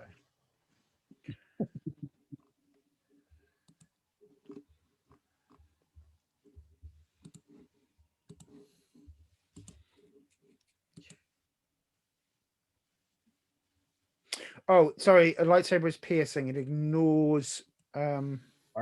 armor, yeah. Okay. Definitely a good time to spend my force die. But what if Kat is wearing Beskar armor for some reason? Probably not accounted for in this.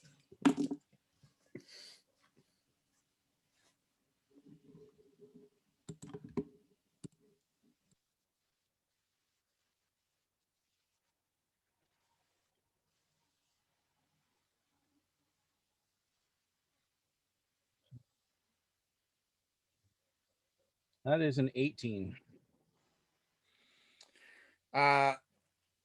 It sort of grazes across your armor as you sort of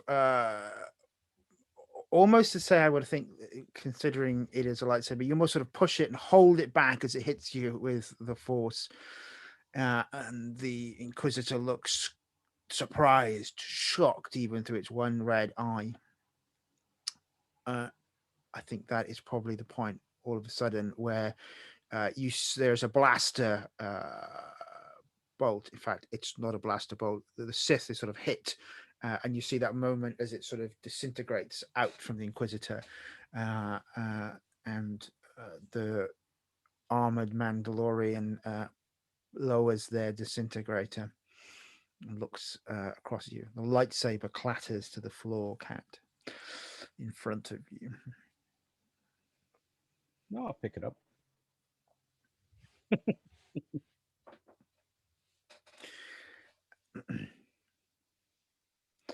And say thank you. Yeah, the Mandalorian nods very specifically at Quake before shouldering its blaster. Yeah, I know who that is. I nod back.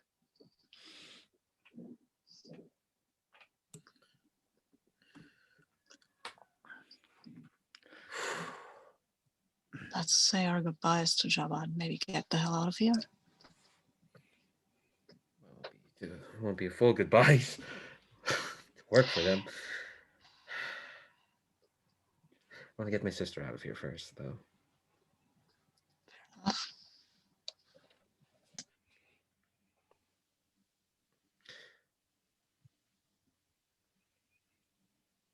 I'll walk over, pick up my knife.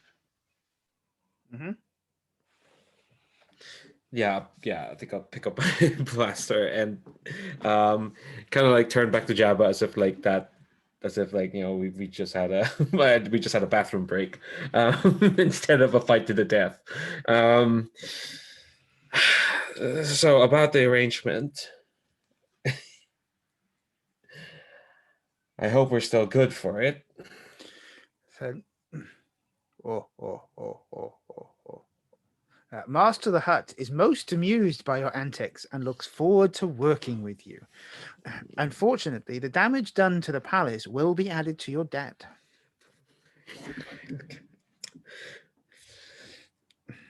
This is how they get you. Yeah, that seems more than fair. I think I gotta look towards like Arya and it's kind of like, should we move you out? He sort of smiles and says, your ship will be repaired. Master Jabba will soon give you your first contract. Welcome to the Hutt trading family. On that note, I'll actually turn the thermal detonator off.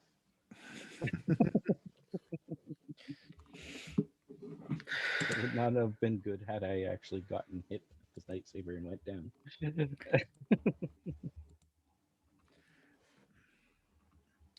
So you are on a skiff heading back towards Anchorhead.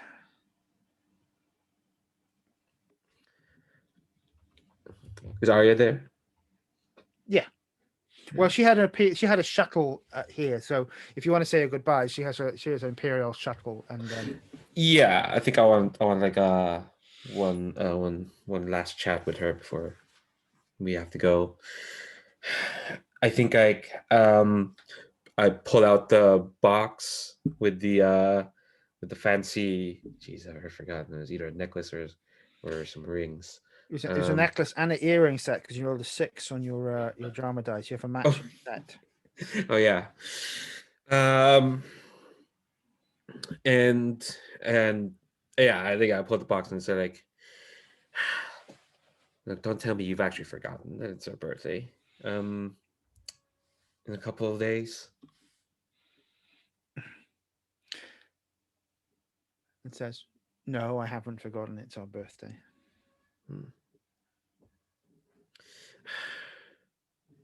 Well, wear this to some fancy gala or whatever. Does the Imperial Navy throw parties? They must throw parties. Not that rigid. Well, it'll be a treat. You'll light up the floor with this. She smiles and opens the box and looks at it and says, it's very kind of you. I don't think I have anything to exchange with you other than perhaps your freedom. That's a lot you're giving me, you know. She looks up and says, if you take it, Yuno, this is the last time we'll ever see each other.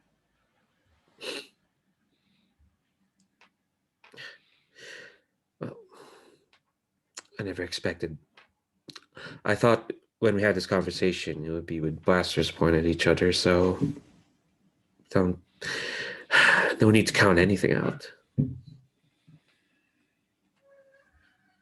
What?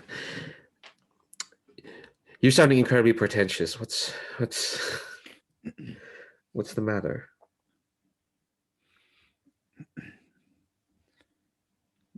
The Empire will soon press further out into the Outer Rim. Renegades and criminals like you will be our target. Well,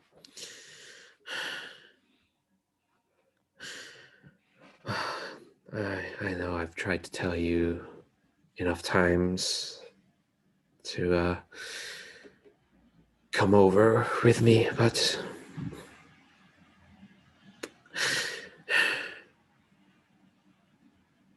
I think Yuno is a bit overcome by the sudden realization of like, well, if I won't see each other anytime soon, I thought at the very least post Jedi.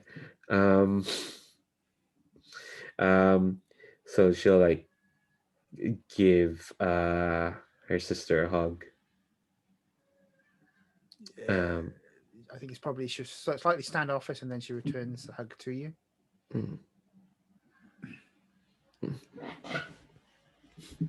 Be safe, you know. I hope your chosen family suits you better than your real one.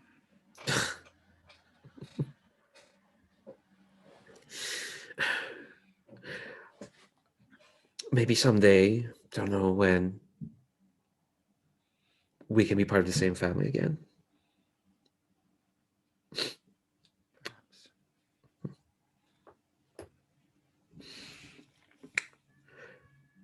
Yeah, I think Yuno will go before before she does anything she regrets. Goes back to her friends. See Arya sort of watching you depart as she's sort of standing there on the gangplank of the shuttle, watching you go. Looks down at the offering, sort of looks and takes the gems and feels them in her hand. Takes a deep sigh, closes the box, throws it to the side before climbing the gangplank and shutting the door.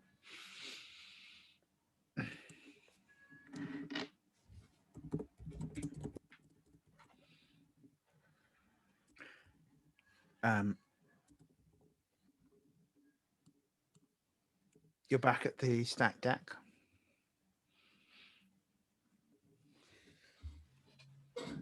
Yeah, I think like initially go like lie down on not even on a bed, but like just on a couch and just go.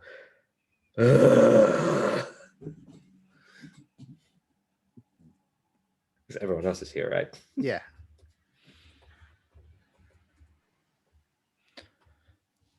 Wow.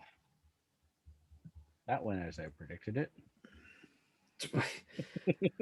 Did you predict that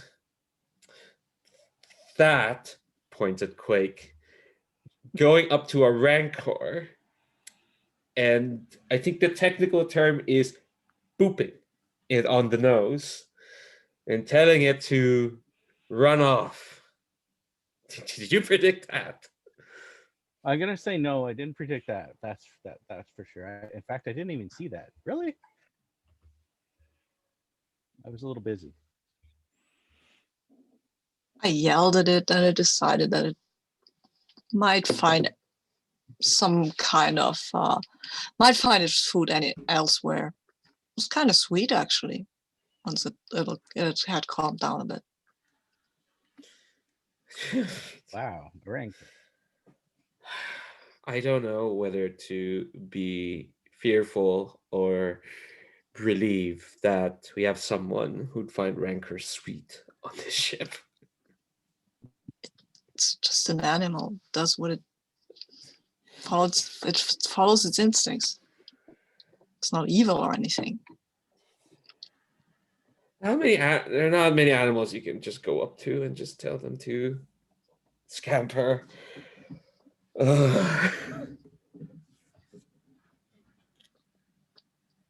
Right. I think like she'll get a thought and like sit up and just okay. I know I kind of talked for everyone in the palace, but as far as I can tell, the Hutt's debt is, well, I'm the one who's in debt with the Hutt. You two, you don't need to be shackled to me in any way. I took back my armor. I am in debt for that, so what did they do to it? This looks icky. I have to clean that. You can help me and I can help you.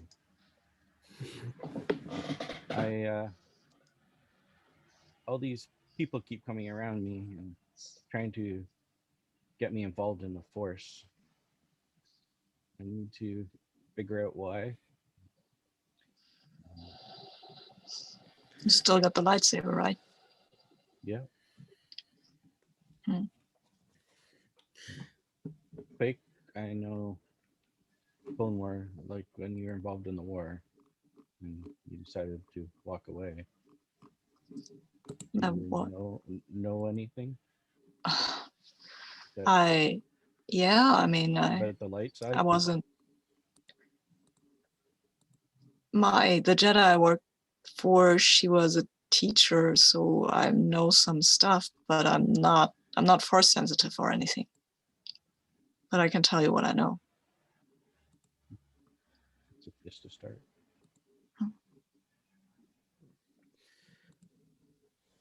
Yeah, it's a good start. Tell me when the ship's repaired. I'm just gonna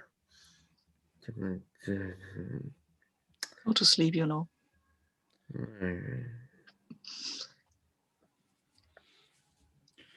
Okay, so it's a ship's under repair. TC says, wonderful people applied some repairs whilst you're away, Master Sunfell. Jabba has already provided our first opportunity and contract. Well, that was a good 10 seconds of a nap. All right, let's look over that, and who knows, maybe in the way we'll stumble into this Force. And Kat maybe will, we'll see what lies ahead for us. At which point you see walking up the gangplank of your ship Max Rebo and his band. He sort of does this snootly noise, and TC translates. It says, Jabba has thanked you greatly for taking Max and his band on a tour. Would one of you be, and Max sort of says, one of you be good enough to get the piano up on the ship? Don't break it. I mean, there are these hover thingies. I'll do it. It's fine. Don't have to carry the entire piano. And we're a luxury yacht. Well, luxury. Okay. Give me. We sort of see the tour itinerary of the Max Rebo band, and the first destination is Alderaan. But we're a few years off. It's fine. Yeah, at that point, you sort of look at it, watch it, and Max Rebo sits down, lights a pipe, and takes a drink, and sort of says, got any entertainment on here? And unless someone's got anything else to say, that's probably where the fanfare kicks up and the Star Trek. No, wrong one. Oh, ooh, Star Wars. Crossing streams there. Captain Kirk, Felix Skywalker, who'd win. But yeah, unless someone's got anything else to do, then we'll probably roll credits there. Awesome. Love that. Well done, Terry. Our jump as the ship is starting to be loaded, and we pull up away from Mos Eisley, awaiting the next adventure of our Scoundrels. So let's take a moment to pause there, and then we'll do our stars and any thoughts on the system or everything else we've come across in terms of any thorns or observations about the D6 system. So stars first. Let's celebrate what we liked, either today's session or overall in the run. Let's start with Leandro today, because Leandro always goes in the middle. Yeah. Gosh, I think I keep repeating myself, saying every week, oh, we're really like, or definitely feels like Star Wars.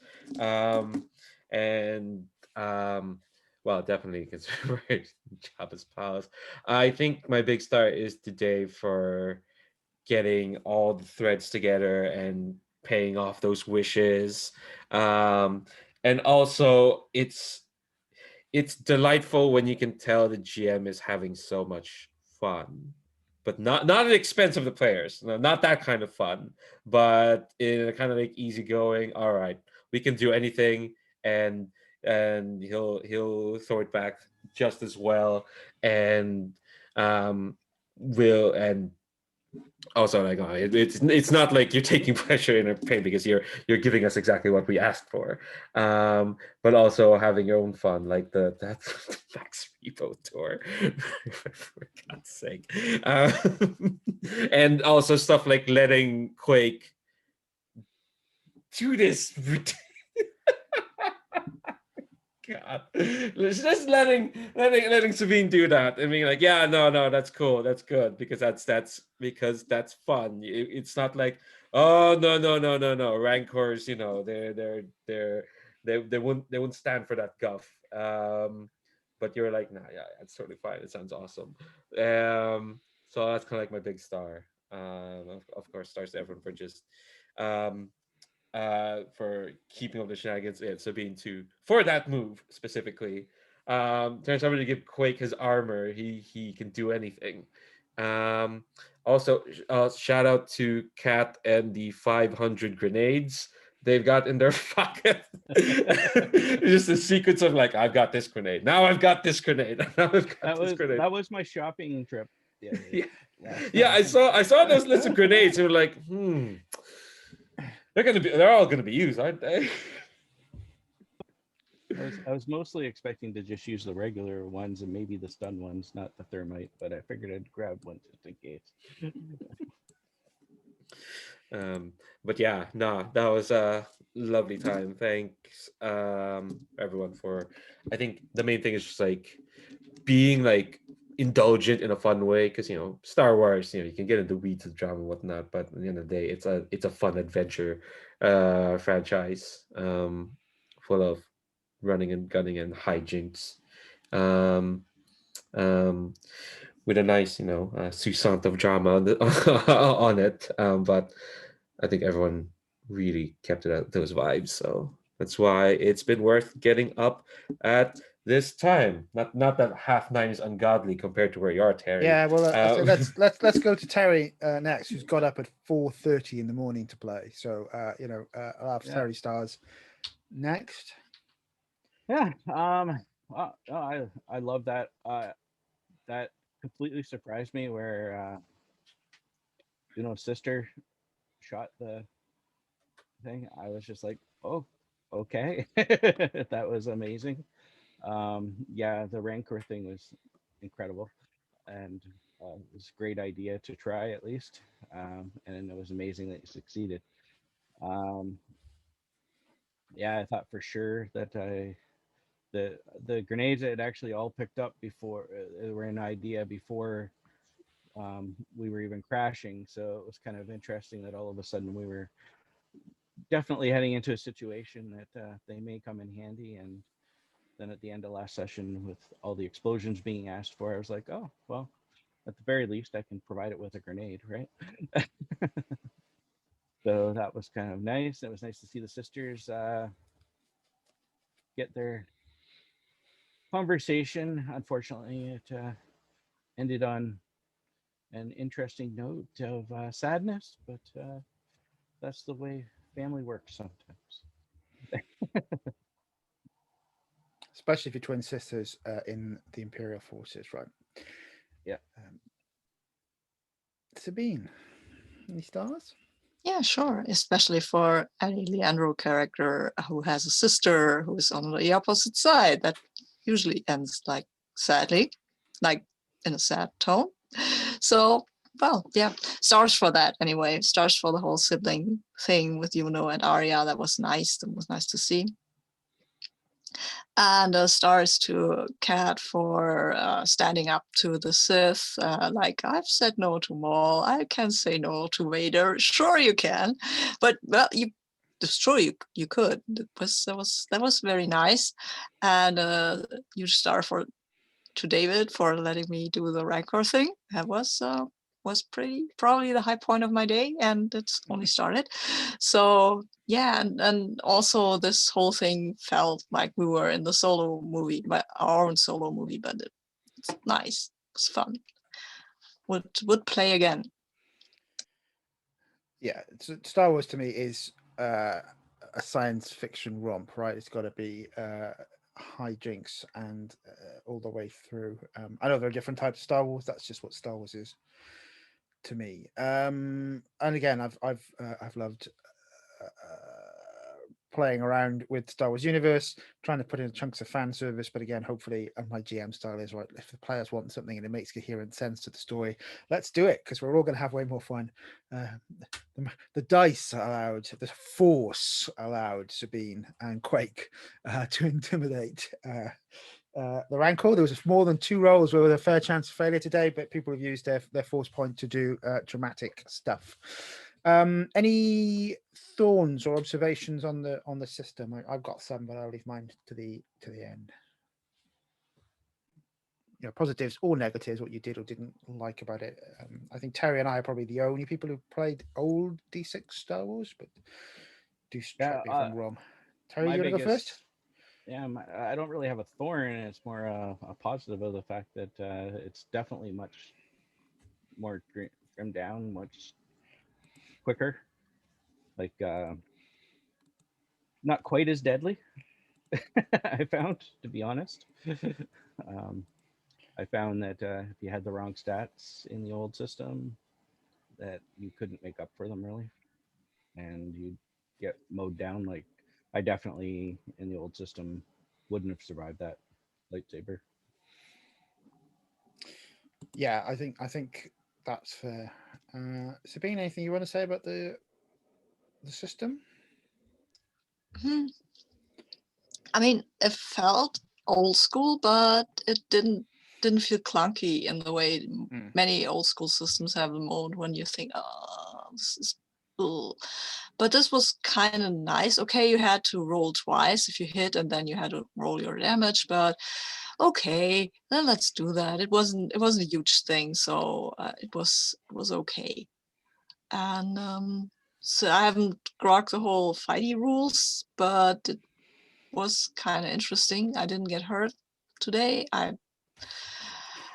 Maybe I should have just not spent the last character point, but you know, never know where that goes. And yeah, I mean, I would play it again, but if not precisely. If this is not a thing that I say, oh, this is Hyperspace D6, I have to play that. If it wasn't Star Wars and with people that I know, I wouldn't be like, okay, I have to do this at 10:30 in the morning, which is not my time to be up.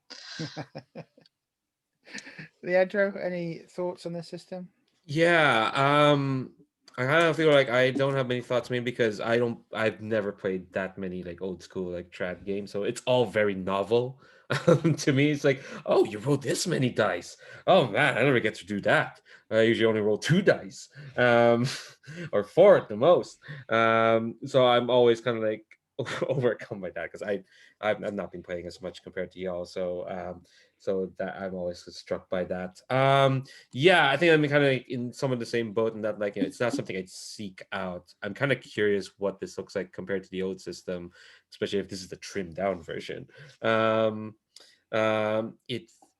It feels like yeah, it's not something like I'd play for like a long time. Like a month seems like, like a Gauntlet series seems like the optimal amount, because most of your advancements is just like numbers, like, oh, you just get better at this, get better at this, just get an extra die at this, which to me is like, that's not really terribly interesting. So that means like, unless you now think about it, unless you start off with having a point in force, it's gonna take a while to like even unlock the force, because it's what, 20 character points to even just do that. So so I guess, like, I mean, it's not for me. Like, if I want to see numbers going up, I'd play video games. Um, But just for like a fun run around for maybe 4 sessions, 4 or 5, it does the job. Yeah, I think it is. I mean, for its time, right? Star Wars D6 was really a trendsetter. This is the time of things like Shadowrun and AD&D, and all of a sudden you come with this really pithy system, which is you've got little dice, and you can put your character together in 5 minutes and don't spend an entire evening figuring out what abilities you've got to check. So it was quite groundbreaking for its time. I think that the pairback mostly works. It still feels like, as you say, an old school system, and even as a deep fan of it, I've got mixed feelings of whether I would want to run something like this again as well, because I am missing social moves and those sort of things which allow us to play the fiction. I think most of it works really well. I think I'm a bigger fan of sort of primarily one dice resolution on things, so we're not going back and forth rounds of combat. And I think if I was going to run it again, I'd look at that combat to turn it into a one dice resolution system. But I think all in all, I think that Matt Click and Michael Barker, as the creators of this, have done a fantastic job, which keeps to the spirit of the system. And if this is your bag, if you loved old D6 system Star Wars, you will dig this. And it's interesting to say because it is an old system, it is designed for gathering points for campaign play. Again, if I was running a short run again, I think I'd drop down the XP spend, because actually you're never going to generate enough XP to get more than 1 or 2 skills in the run of a game. So you're better off almost saving up your character points for extra dice rolls so you can do the cool dramatic stuff in play. But it's been fun. I've had a nice little sojourn into the world of Star Wars Saturdays. I like to do something else in Star Wars at some point in the future. But our Legends, I think, is what Will and I are recording, because it's not proper Star Wars Saturday. That's Rich Rogers. Our Legends timeline here will draw to a close. So I thank you all for your time in playing, and anyone who's watching. And Yes. I'll see you soon. Yes, thanks everyone. I funny that you mentioned